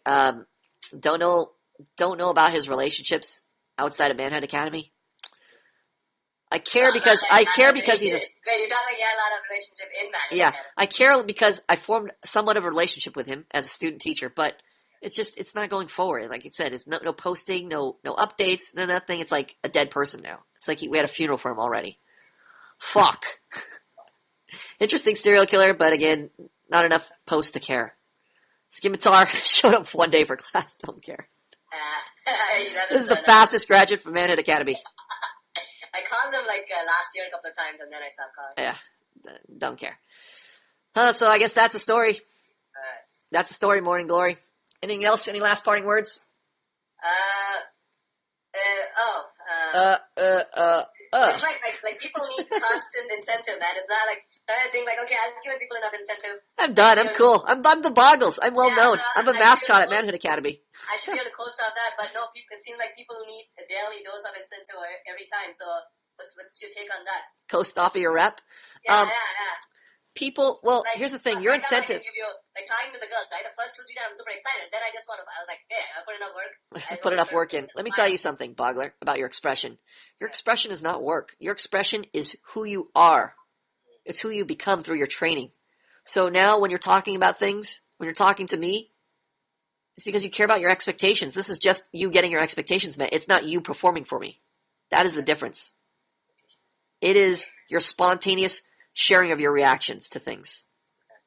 For instance, when you shared about, you said something vague about somebody's post. What about emo? You just said, what about emo? I'm like, what the fuck does this guy even mean? I don't know what he's talking about, so I care about my expectation, which means I expect you to be clear if you're saying something to me. I'm interested in shaping our relationship.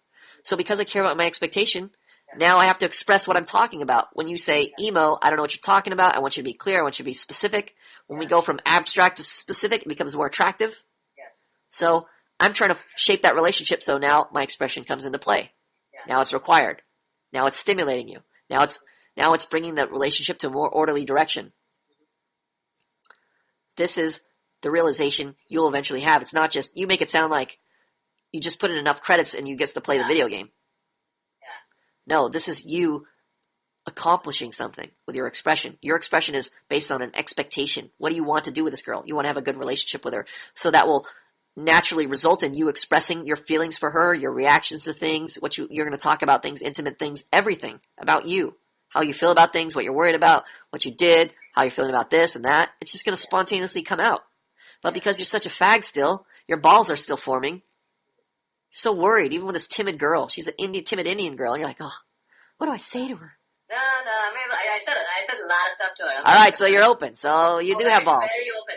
Great. Well, eventually that should translate to everybody, to American girls too. You should be having the same balls with American girls. You should be realizing American girls are just like this Indian girl. It's just that they're taught that they're not stupid. This Indian girl has been taught that she is stupid. She needs to depend on you. So she's so shy. She's worried about meeting your expectations. Yes. But American girls are so fucking stupid that they don't realize they need your help. So they're just welcome to share their stupidity with you. And you need to go, look, I'm in charge. I'm the guy. I know what I'm doing. You don't. I'm the Boggles. Let me put you in check. That's the only difference. Okay. You need to put those American bitches in check, Boggles. Yes. Yeah, it seems like a lot of work with American chicks, but yeah, it's powerful. Sweet. Yeah, it's a lot of work. Sweet. It's a lot of work because you don't train Don't enough. practice that. Yeah, sweet. I like now that at least you can answer your own questions, which is so amazing. Remember that promise we said we'd teach you how to self-diagnose? We'd teach you eventually how to manage your own social interactions? Yeah. Yes, that is our goal. Yeah. So eventually, you won't need Plum. You'll be able to leave the nest, and you'll be able to form Bogler Academy and train your own students. I don't really intend to. I'm waiting for that day. It's going to be an amazing day. What else? Let me look at the notes. I think we've covered it. Yeah? About talking with your buddies, conveying experiences. I think last time you said you just talk about the things that happened in your life.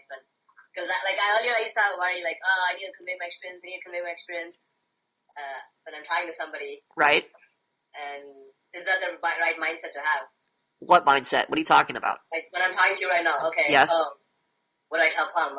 Like, if you had a regular conversation. You tell me everything. You tell me about the girl. You'd start volunteering information about the girl. You'd start volunteering information about what you're doing at work, what you like, what you didn't like, about your boss, about your friends, etc. Everything. The students you're talking to at the academy. What did you guys talk about on Skype? All that stuff. You would volunteer all Basically, that. whatever's going on in my mind, articulate it to you. Yes, articulate it. That's it. Yeah.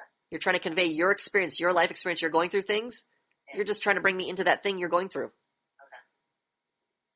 All right. Eventually you'll have that realization that other people want that from you. And then you'll realize that's why they want it from me. Oh, it makes sense now. Oh. All right. All right. So All right, sweet. So, regarding the French girl, I definitely knew what I was doing because I could tell when I stopped speaking. Yes. And then I knew, damn, I gotta keep speaking. Well, you can also prompt her, because you're the shaper now, to share her experiences. Yeah, and I was like, hey, I keep telling her, hey, I can keep speaking. I want you to speak. By the way, I got this thing in the email. This is a thing I just remembered. And what does it say? Are you any good at this? I'm talking about dirty talk. I'm really bad at this. Almost as bad as I am at dancing. But I've decided to change that because it's fucking important. Here's why.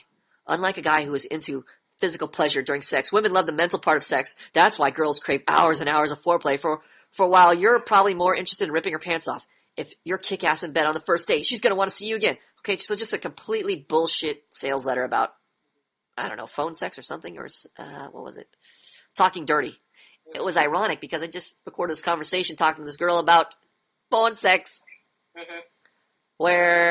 So I was trying to, I don't even know how to incorporate this, but one day it will be released, the Plum Phone Sex Edition. That just completely defies... Well, I was interested in releasing it just because I read this letter, and I'm sure a lot of other people are getting stupid, similar, pickup artist bullshit seduction community letters. That's why I like having these experiences, just to dispel all these fucking retardedness about, phone sex or sexuality or what guys have to do. Because guys, I'm sure after reading all these fucking faggot letters, they keep thinking, I have to have a 9-inch penis, I have to be black, I have to be sexy, I have to wear sexy clothes, I have to learn how to say sexy things. I'll have to learn how to super perform kick-ass in bed, otherwise she's not going to want to see me again. All these fucking stupid, nonsensical things. But this phone sex conversation I had with this girl was interesting because it just, basically it shows me leading the interaction, and you're seeing it's not like super secret techniques to do this. Yes. It's possible for you to do this. Yes. So, because it's rated X, I don't want to release it, but because it's educational, I do want to release it, so I'm torn. I have a dilemma. So maybe I'll review it with you at some point. It's actually kind of funny. I try to keep it comical and try to not keep it rated X because I realize that's where it's going. But I try to keep it rated G. Mm-hmm. Other than her moaning and fingering herself, it's rated G. Nice. So I also don't want to release it to turn on all the students. This is not a free phone sex call. It's supposed to be educational. So I want to be watching you. I want to be throwing buckets of ice on you while you're listening to it. Because I know you're going to have your tissue box nearby while you're listening to it. So that's the other dilemma. That's in the works to be released. I don't know how I'm going to release it. I originally wanted to release it with this one, but I don't know yet. But like what you said, when I was leading this girl constantly, you could tell that this kind of, she was like... She's getting wet. She gets turned on. When you're leading, she gets turned on. Yeah, and the fact that she's so shy helps, I just say something like, oh, I'm so shy. You say, what color are your panties? Oh, I don't know if I should share that. It's too soon. So romantic. Okay, you gotta email me that. Yeah, I can't see that bullshit. Email me that, and I'll talk to you later. Thank you. This has been another great podcast with Boggles, part 2, rehashing the same podcast that was deleted. Minus Death by Porn. Sorry, sir. I had a great podcast with him, and I miss it. We got to do it again sometime. I'd actually like to have a podcast with both you guys on. I think that'd be great. Yeah, we'll do a Skype next time. Yeah, Skype podcast. Okay, so until next time. Bye-bye.